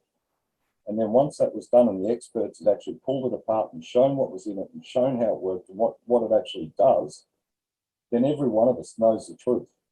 Every one of us sees the truth because it's all there. It's transparent. We can't be lied to anymore. And one thing I hate in my life is being lied to. I don't know about you, but it's my biggest hate. And I don't like using the word hate, but it is the thing I really dislike the most. And I try to stand in my truth at all times. I'm not perfect. I've lied in the past. But since I've been involved in this, everything I've said, I have believed, and I stand by who I am, and I have nothing to be ashamed of. But my son is my most important living being on this earth. And lately I've been putting the QMS even above him, right? Because this is for all of us. If I can't save him, maybe I can save some of your kids, okay? But if I can't save him, then you've got something to really worry about, because I will be pissed off then and I will hunt them and I don't care. I will get them, right? I'm not a violent man, but I will become one if I kill my kid. Anyway, I'm sorry, I'm emotional because I'm thinking about it and I'm thinking about my son. George, sorry, I'll get you to ask the next question. Maybe would you like to unmute yourself, and I'll just compose myself for a second. Thank you. Thanks, Graham. Firstly, thank you for what you're doing, and know that you have my support. Not that that means a lot, but oh no, boss mate, it actually does. Thank you. We've spoken on the phone, and initially I thought George was the politician, but thank you, George. Go for it. No problems. I just wanted to know whether it's going to be possible for the groups to be able to start soon to get some traction going there with those groups. We are working on it. Penny's a really great networker. She's got me in front of people that I never thought I could get to. Tim, he knows a lot of people. Ross, Michelle, we're working in the background trying to reach out to, and I've been doing this the whole time. It's actually really hard to get to a lot of the influencers at first when you're unknown. Now that I'm a little bit better known, I'm listening to a little bit harder, and I have had influencers come to me in the last week that I haven't spoken to before. Sorry, Tim. Graham, I meant the groups within QMS, like the health group and the. Yeah, sorry, mate. Yeah, that's okay. Penny's working on that at the moment too with Michelle. Penny and Michelle have basically taken over from where Karen left off. There wasn't a lot happening there, and to be honest, it was all story. It's meant to have been happening for months, and Penny's picked up with that, and Michelle is working on that with her. What we want to do within those is get a bit of an idea about where those systems need to change and the best ways to change them. So when the QMS becomes active, and we really do believe it will, when it becomes active, then people can actually, we'll have some things to put in there to say, hey guys, what do you think about doing this? What do you think about doing that?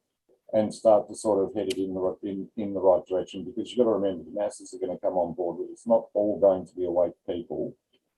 It could spew off into all sorts of directions if there aren't processes and things in place to show that.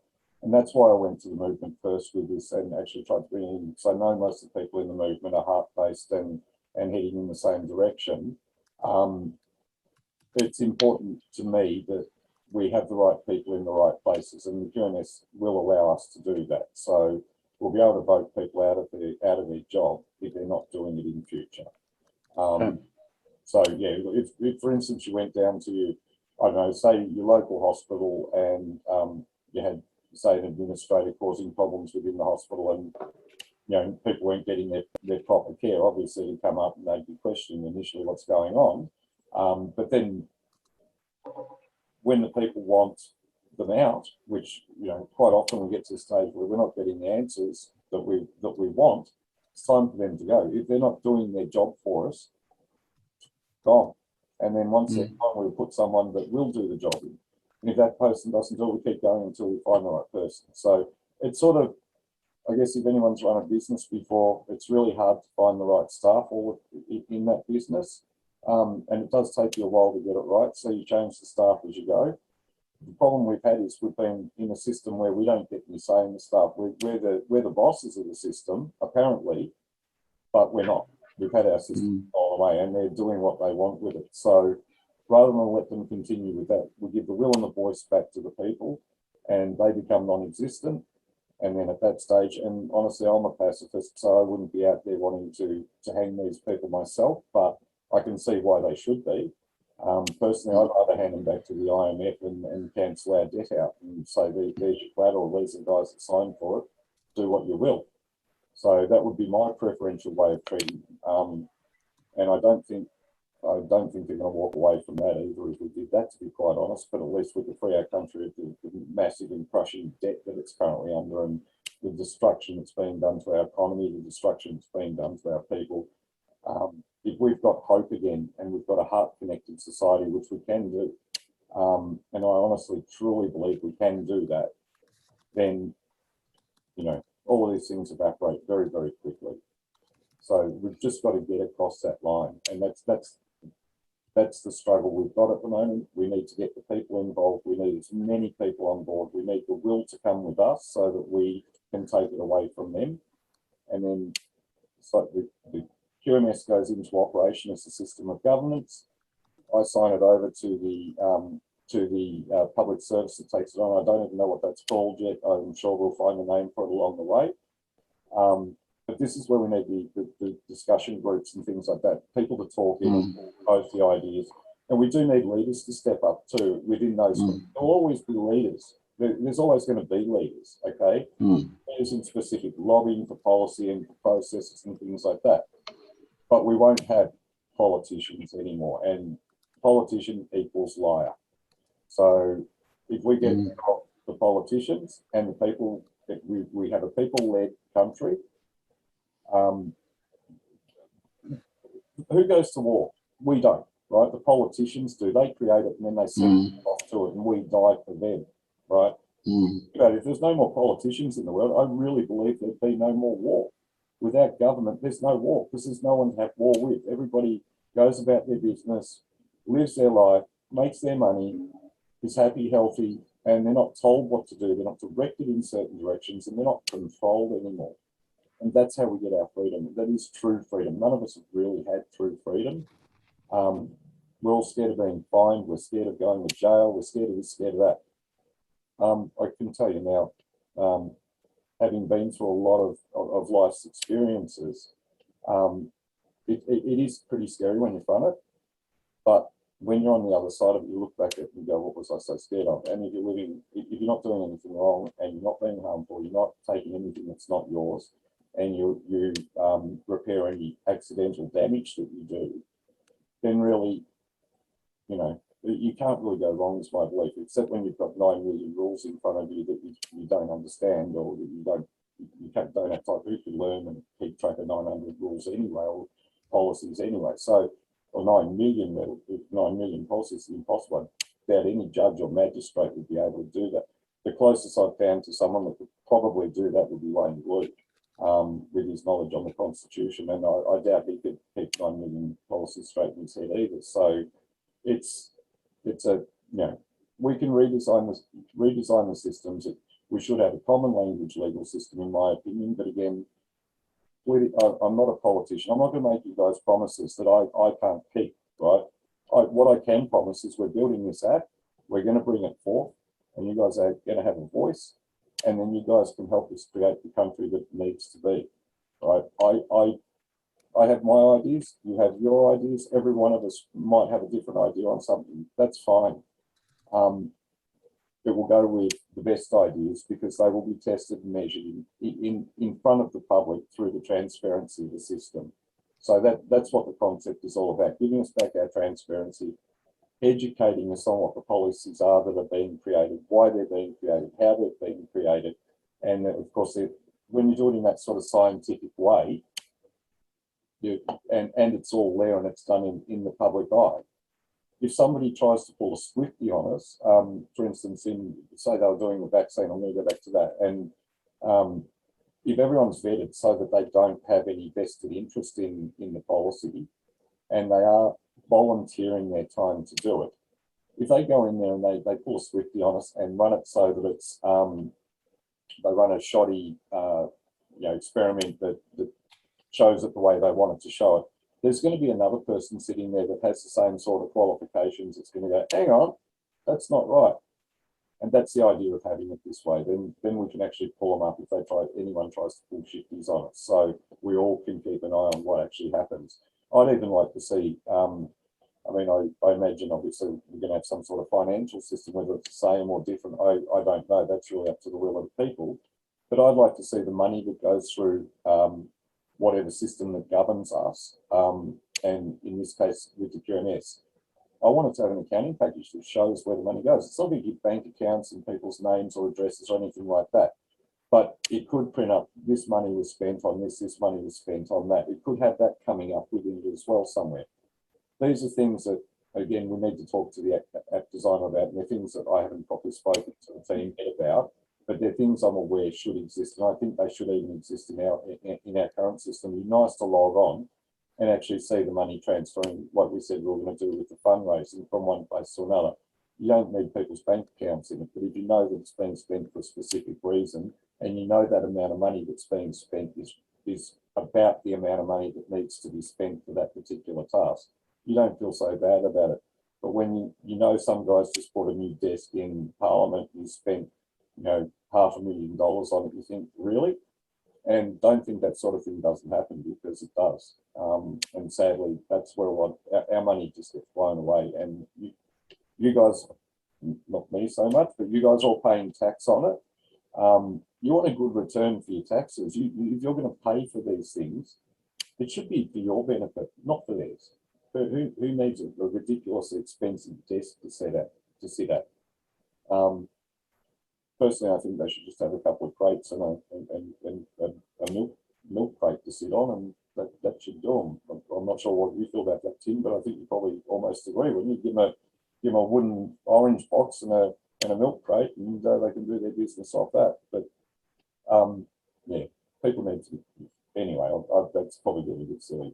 But Ross, you had your hand up before, and I saw you had yours up. Did we answer there along there, Pauline? Or sorry? I know Pauline can go first. Oh, okay, Pauline, would you like to unmute, and we'll bring you? G'day, Pauline. How are you? Hey, good. How are you? Good to see you again. Okay, so you did touch base on the taxes, and I've sat in one of the meetings before, and I think it would be great for everybody to realise how much more prosperous we would be when we get rid of all these corporations and the money comes back into our country. So if you can, or Tim or yourself can explain that for the rest. I'm happy to do it. Did you want to have a speak here, Tim? You're a lot more eloquent with these sorts of things than I am, and if you wouldn't mind, if you'd like to unmute and explain that, I'd appreciate it. Thanks, Graham. Yeah, look, when we look at all the money we pay in tax, we're paying over 65% of what we earn in either direct or indirect taxes. So we get to live on very little. Now, if you can imagine this, and this is not a QMS thing, right? I'm just giving you an idea. Many years ago, I spoke with a gentleman. I was fortunate enough to have lunch with him. His name was Paul Zane Pilzer. You can look him up. He's one of the world's leading economists. He was an economist for the American government, an economist for the Russian government. He's got a bit of knowledge. And Pilzer said that if you got rid of all taxes, income tax, in our case, GST, sales tax, company tax, petrol tax, cigarette tax, all taxes gone, right? But what you did was there would have to be a legitimate, not a Rothschild bank, but a legitimate national bank that if you ran a business or worked in this country, every penny would have to go in through that bank. Every bit of income, no matter corporation, BHP, doesn't matter, it goes in through there. And the example he gave at that time was if you paid a 2% input tax, so there's 2% of the money paid going in, but when you take the money out the other side to spend it, you pay a 3% output tax. So now you've got a total of 5% output tax. If we applied that to the Australian economy today, we would actually raise 5 times the amount of tax that is currently garnered in this country, simply because the great majority of large corporations and energy companies pay, like they earn billions and they pay zero tax. Zero. Ingham's Chickens, zero tax, right? Various energy companies, electricity companies, zero tax. Gas corporations, zero tax. Now, we put all this into the thing, and what we would have is, you see, the majority of people in this country think their tax goes to making schools and roads and all that sort of stuff. No, it doesn't. Where the tax goes now is they've borrowed that much money. The tax goes to paying the interest on the money, right? Now, there are some major shareholders where the interest has to go.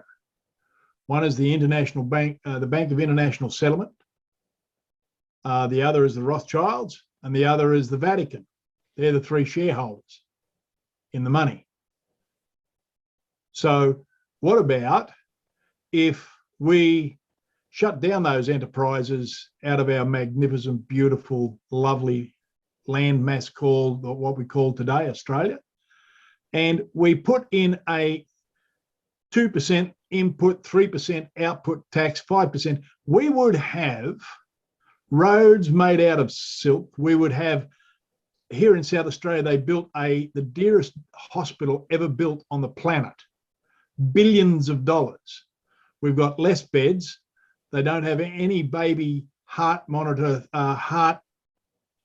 specialty things for the babies. We had to let 4 babies die because they weren't allowed into Victoria this year in this multi-billion-dollar hospital. We would have facilities in this country that would just be magnificent. We could actually afford a military that Ricardo Bossi speaks about as being really intimidating, right? We would have a healthcare system where nobody would have to pay a penny to get proper health care, not medical health, right? We would have a facility whereby if we ran that sort of tax system, we would be the actual envy of the entire planet Earth. And if we look at the QMS system, imagine this, a referendum is on tax. So referendum, question 1, taxation system may remain exactly the same as it is today. Tick 1. Tick 2, if you would like to let the taxation system remain exactly the same, except no personal income tax. Or tick 3 for the system that I've just described, 3%, 2% input, 3% output, total of 5% tax max. Which do you think the majority of people in this country would vote for? And there may be a better option come out that somebody else knows about out there. Oh, absolutely, yeah. But this is how the voting system, the direct democracy, just as an example, could work. And so our taxation system, I mean, years ago we were made aware of both in New Zealand, mainly in New Zealand, but a little bit here in Australia, where different taxation agents had pools, betting pools running, as to see which agent could get the most people to commit suicide in a year. And those pools were worth thousands of dollars to the winner.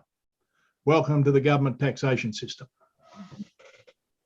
How about we just all invest 1% each into ivermectin and cure cancer and cure all disease in the world, and we'll all be rich. That'd be nice too. Yeah. Yeah. And with the QMS, all of this sort of thing is actually possible because it comes down to the will of the people. If you can show that it's got a benefit for society, then it'll be brought forth. And there's so many things that get squashed in the current system. You've got people just stopping it because it doesn't fill their back pocket. Really good ideas come out and they shut it down because they're not going to make anything out of it. They're not going to benefit from it. It doesn't matter about us, the people who pay for them to be there. It matters what they want, not what we want. So we're trying to make this what you want, what we all want. And that's how we do it. Ross, sorry, mate, you wanted to say something there too. That's all right. Tanya, I just want to throw something, or just something that I heard you did say. You did say that, you know, who is going to stand up and who is going to take control of this as part of the conversation you had. We, the people, are going to do it. What we need is 10 million people in this country to get off their friggin' backside and finally have a go.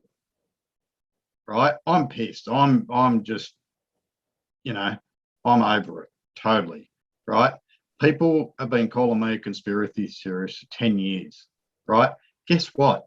This ain't a conspiracy anymore. Right? When are people gonna get over themselves and pull their friggin' heads in?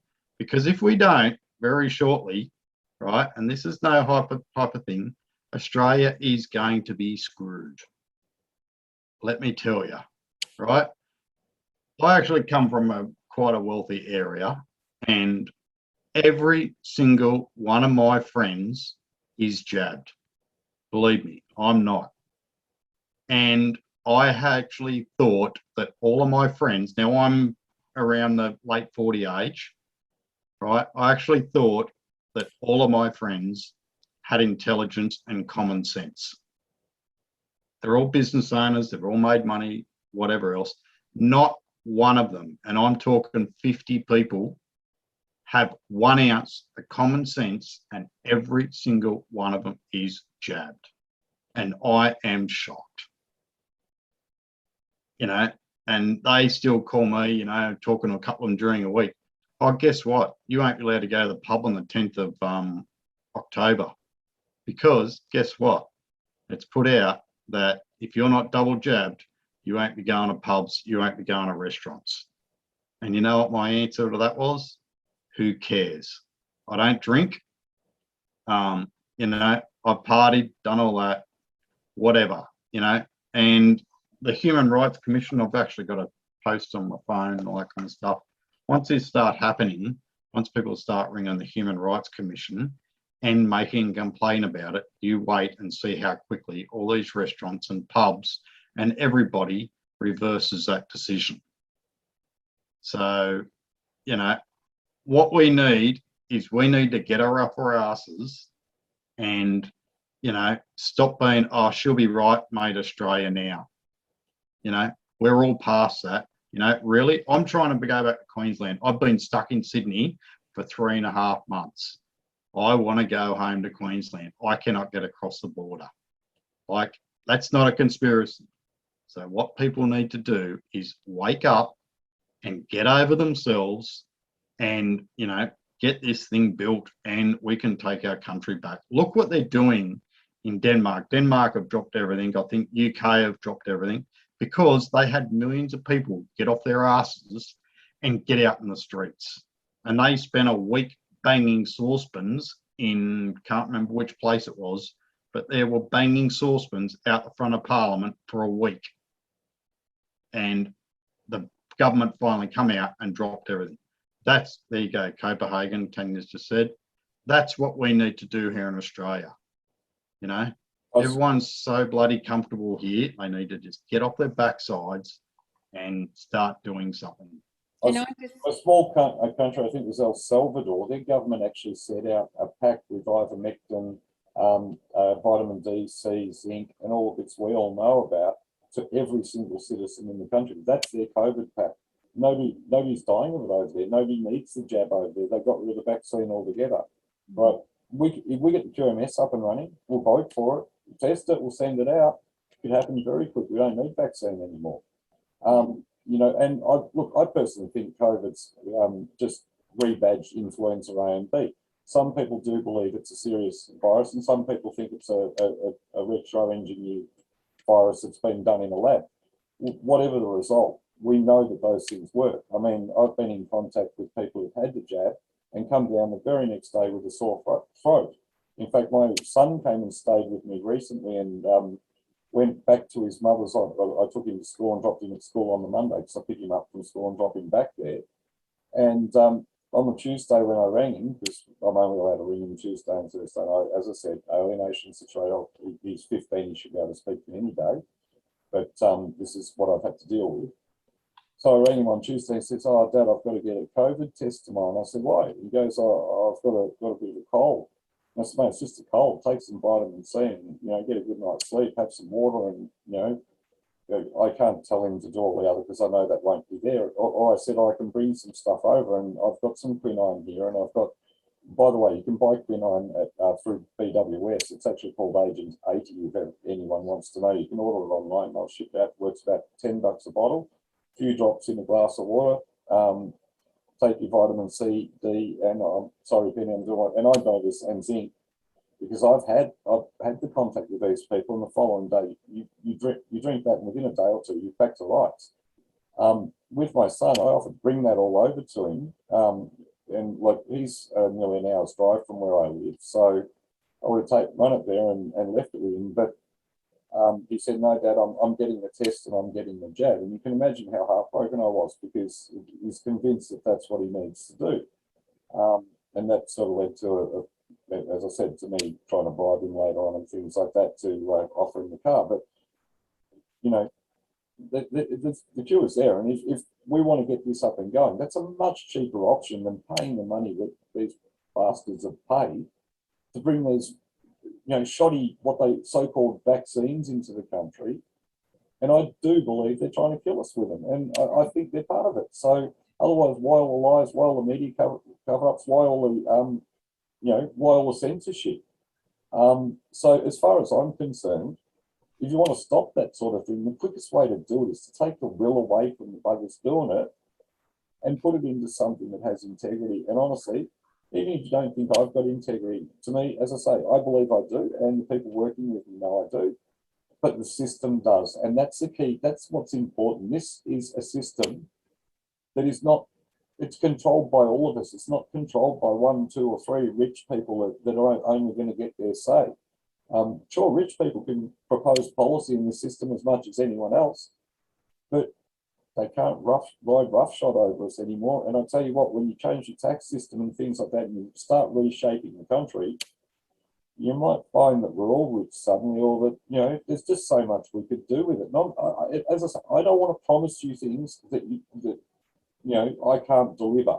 It's up to the will of the people to deliver what we want and to create what we want, right? I'm not going to make false promises. I'm not a politician and I'm not a liar. And I've told every single meeting, I make this very clear, right? It's everything. Everything in this is up to you guys. It's up to everyone, every Australian. Right, so if we want the country, and as I said, I do think this system will go worldwide. We've got UK, New Zealand, America, Canada that have shown interest. I personally haven't spoken to anyone in Canada, but somebody else had apparently, although I don't know for sure. But I have spoken to New Zealand, I have spoken to the US and people in the UK that want this system too. We only have to make it work in one country. And once those countries see it, because they're in the same problem we have, they've got Westminster systems governing them too, or at least versions of. So the only way to change this is to take our will away from them, put it into something that we want to work and that we know will work, and that can't be corrupted. I mean, everything sits in the blockchain. Eventually we'll put it hosted on a quantum computer. That's what I'd like to see happen with it as well. Right, and then it's totally impeccable. So I'm told within the blockchain experts that once it's there forever. As I say, I'm not a software designer, I'm not even a web designer, but I'm learning very quickly. I install garage doors, I'm a telecommunications technician, I've done mediation, I've done acting and extra work, I've done gardening, I've done all sorts of things and labouring throughout my life. Anything that can bring cash in, I do.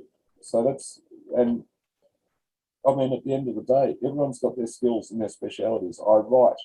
And as I say, this whole concept, I believe, was given to me by the creator. So the way that it came through me, it just, I don't know how I did it, but it's there and we've got it. And I feel that it has to maintain its integrity. It has to be the will of the people.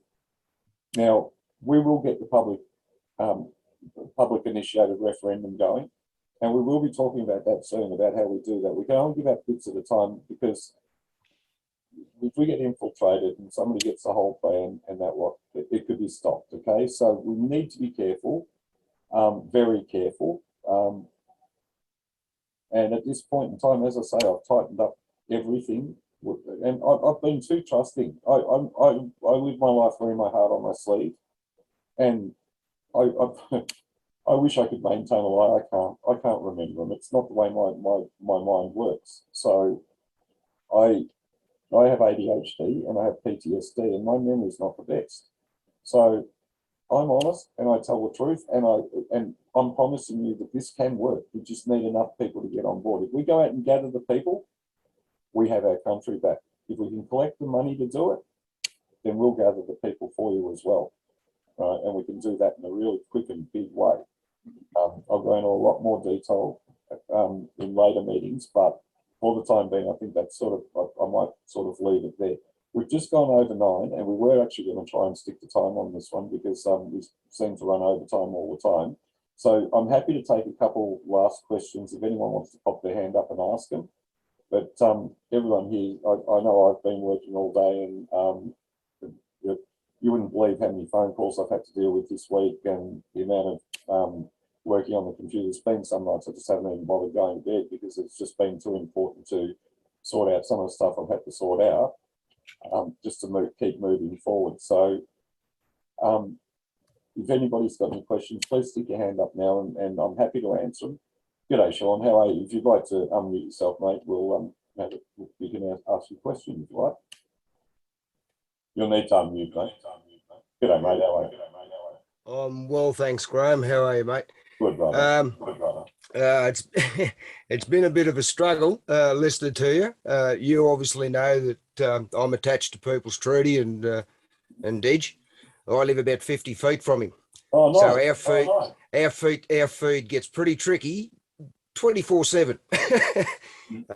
Look, I'm not really wanting to add much tonight, except to say that I was a little skeptical, a little hesitant at the start of the meeting. Didge has since come home, and I've had a quick yarn to him, and you commented the posts there. And yeah, look, I've heard a lot of great stuff. Love your work, love your heart. Yeah, and I mean, there's going to be, yeah, as you said, a lot of us coming at things from a different angle. I'm fairly sure you're aware of our angle. Yep. And I've popped. Dylan is a true warrior, and I have a lot of respect for him. You got some feedback happening. Thank you. Yeah, they tend to go road body on us fairly regular. They give us heaps, Petty.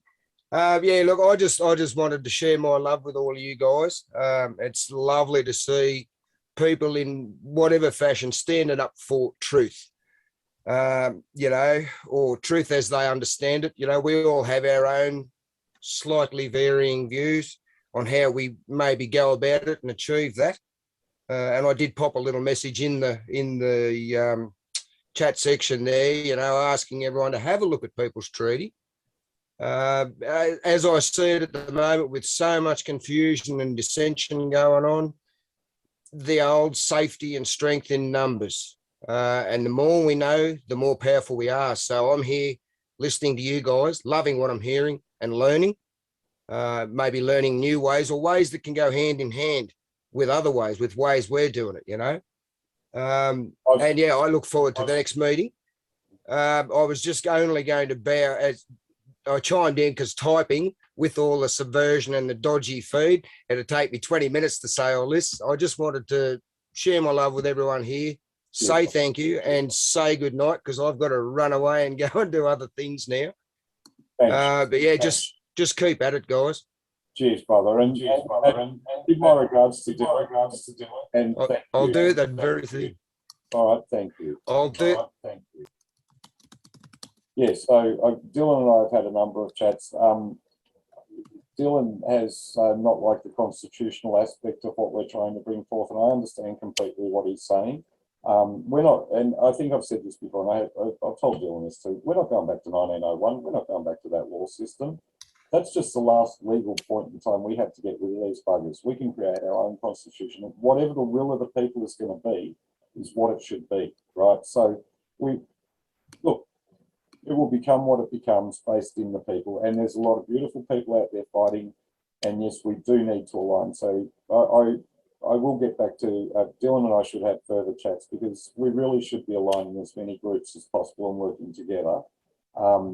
And this is what we've wanted the whole time. So now is things are getting closer with what we're doing, and they're getting closer with this crap that's going on out there. Now is the time for us to band together and stand strong and stand firm as a nation, as a people. Doesn't matter what colour your skin, doesn't matter where you came from, right?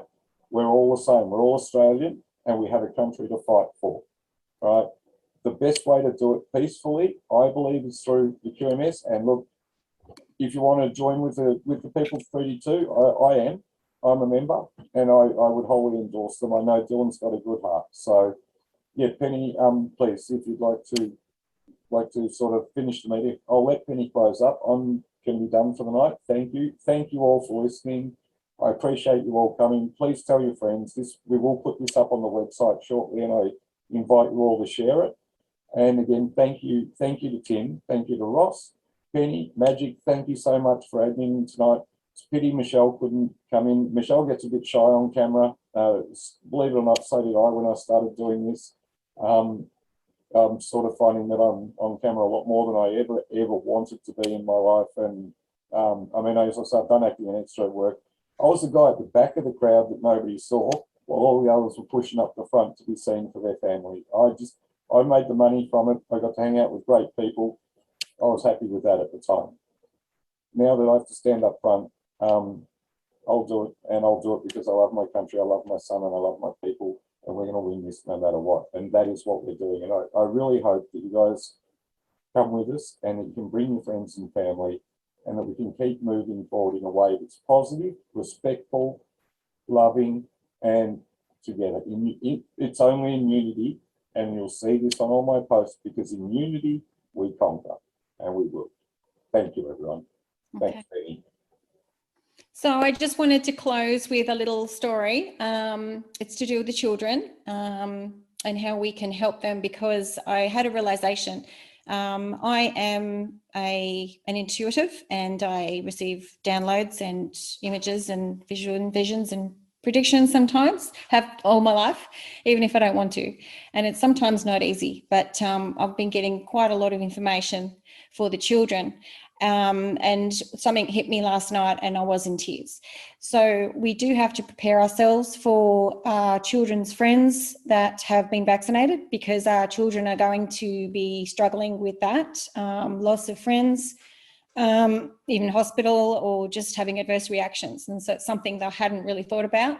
So you need to prepare for that, because there's more and more dropping. I'm hearing the helicopters going over at night to the hospital more frequently, and I know probably a lot of you are.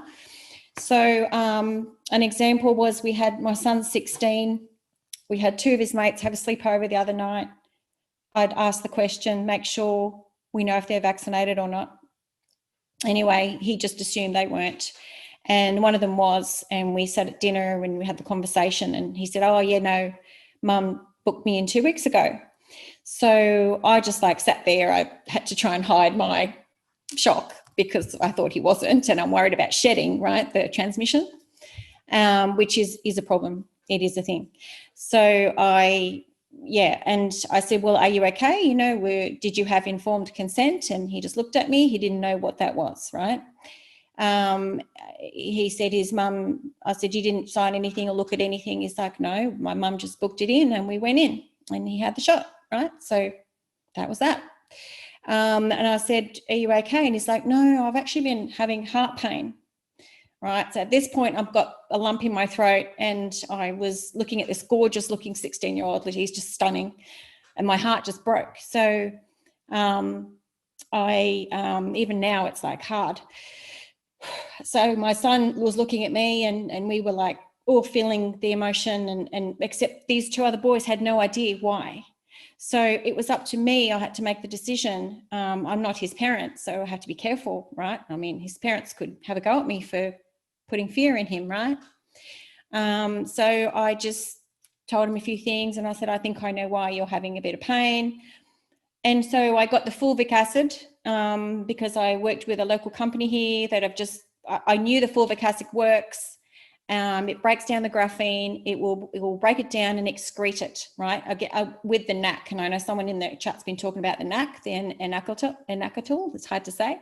So if you use a bit of that and very, very small amount, you have to be careful of the dosage and the fulvic. The fulvic also creates an oxygenated cell, which is what the graphene does. It suffocates the cells. So if we can get the oxygenation happening with things like that and make the hydroxychloroquine with the grapefruit peel, we know about all that. It can make a difference. But just be aware. I ended up showing the boys, you know what woke them up? I showed the boys the protests all over the world, like all the millions of people marching, you know, and they're just looking at me like blank. I'm like, you've not seen this, have you? No, they hadn't. Both of his friends had not seen any of it. So, you know, it just made me realize that teenagers at that age, you know, they're on their games, they're distracted and, you know, on their devices, they don't know. We really do need to show them now. So I think, you know, 15 up, you're right to show them some more details and educate them what's actually going on, because a lot of parents are not doing it. And it's hard because I actually felt like I was almost abusing children, showing them. It's a horrible feeling because they become a little bit scared. But the next day, the young boy came up to me and he said, oh, thank you so much for showing me. I'm not going to get the next jab. So, you know, we can make a difference if we're gentle and we're loving and we pass the information on the right frequency. It's hard. So what instigated after that was I do stand in the park. I put an informed consent form together because I knew two private high schools, they were going to medical centres that weekend to accept the generous offer for the school to go and vaccinate the children from years 7 to 10. And some parents had contacted me and I said, can you show me what the school has given you? What information? I was looking for informed consent. Nothing at all. So I quickly made up an informed consent. I got my Stand in the Park group together and we went down to that medical centre. So Ross, you're right. We do need to get off our bums and you must be active this way. Do whatever it takes. You know, it's about the kids. They want your kids. They're coming. So you must be active. And I have that informed consent. If anybody wants a copy of it, we just printed 100. 2 of us went down there. Yeah, the doctors didn't like it. You know, Big Hero came looking outside at me a few times and it was hard because the parents have already kind of made that decision at that point for the kids, but we tried. And a few of them looked at the form and it was one that says yes or no for the doctor has to tick yes, yes, yes, yes, yes, you know, and I said, if they can't say yes on every single one of those, I would think twice about what you're doing. And the last one was the Nuremberg Code. So we do what we have to do. You know, we must all act. I think 2 kids actually walked back out, but the parents weren't even allowed in with the doctor. And the doctor came out and I said to him, look, because he didn't like us being there. I said, we'll go if you can show me the informed consent that you're giving out. And he just looked past me. So I said, well, that's enough for me to know you have no informed consent, or you would just show us and we'd be on our way, right? So yeah, interesting. So yeah, we really do need to get busy and not just sit behind our keyboards and think someone else is fixing all the problems. You know, we do need to do this and try and bring 5 people next Saturday, like Tim said, 5, 10, 20, 100. I've expanded the meeting out to, I couldn't afford to go to 1,000 this time. I've been running a bit short on dough, and as I've mentioned before, I've put quite a lot into the QMS out of my own pocket. And So funding. yeah, I'm not working much at the moment either. I would work, but I'm finding I have to work a lot on and in and around the QMS. So I do have a business to run too, and I do have a family, and like all of you, you know, we're all constrained by the lives that we've built for ourselves. But this is the most important thing we've got to do right at the moment. We all need to galvanise. I'm full steam ahead. So if you guys want to follow, if you want to come with, and if you want to help, please let us know. Touch base with Penny via the website, or Michelle Boyle on the website. She's also one of the administrators there. Obviously, Tim, he's pretty busy, but if you can touch base with him or myself, please, through the website, do so. If you've got something you want to offer, or through Facebook, we would appreciate every bit of help that we can get. We do need some admin people. We're going to need some people to manage bits and pieces and organisers and resources and all sorts of things very soon. If you guys want to have this public initiated referendum, then look, we know that the politicians aren't going to let us do it, right? We know that. That's not a problem. We've got a way to do it anyway. We just need a lot of people to help us, and we've got to sort out the logistics and costs before we put the full plan forth. There is a really good plan that we have. Look, Wayne Glees, he knows what it is too, and he thought it was a great plan. I think I spoke to Tim, and I've shown the steering team now. There's a lot to do, and we're doing it, but we do need help. So we're all human, okay? We're not, I mean, we're doing what we can. We're good people. We will make this happen, and with you good people behind us and your support and the support of the other people that are involved in the QMS, yeah, sure, this meeting's got low numbers tonight. You know what? So what? It's more important to have people I love and trust around me than it is to have a lot of people around me. And we're going to move forward no matter what. I will never give up until they put me in a casket in the ground. I will fight to make the QMS ours, and I will fight to free us of this tyranny. All right. And if the QMS fails, I'll find another way of doing it. All right. The QMS will not fail because I've got too many good people building on it and too much support. It's already out there, and it's going to happen. And even better, we've already got the very first version of the app. So very soon, and honestly, without Ross and Penny, because they've worked hard to bring that in, right? If I honestly believe that the creator is pushing me on this mission, on this task, and I believe that he's brought these people, all of you people, and everyone else that's working with us, together to do this, and now.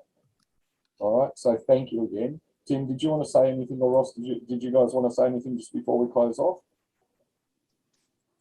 Look, just briefly, everybody, you know what you've got to do.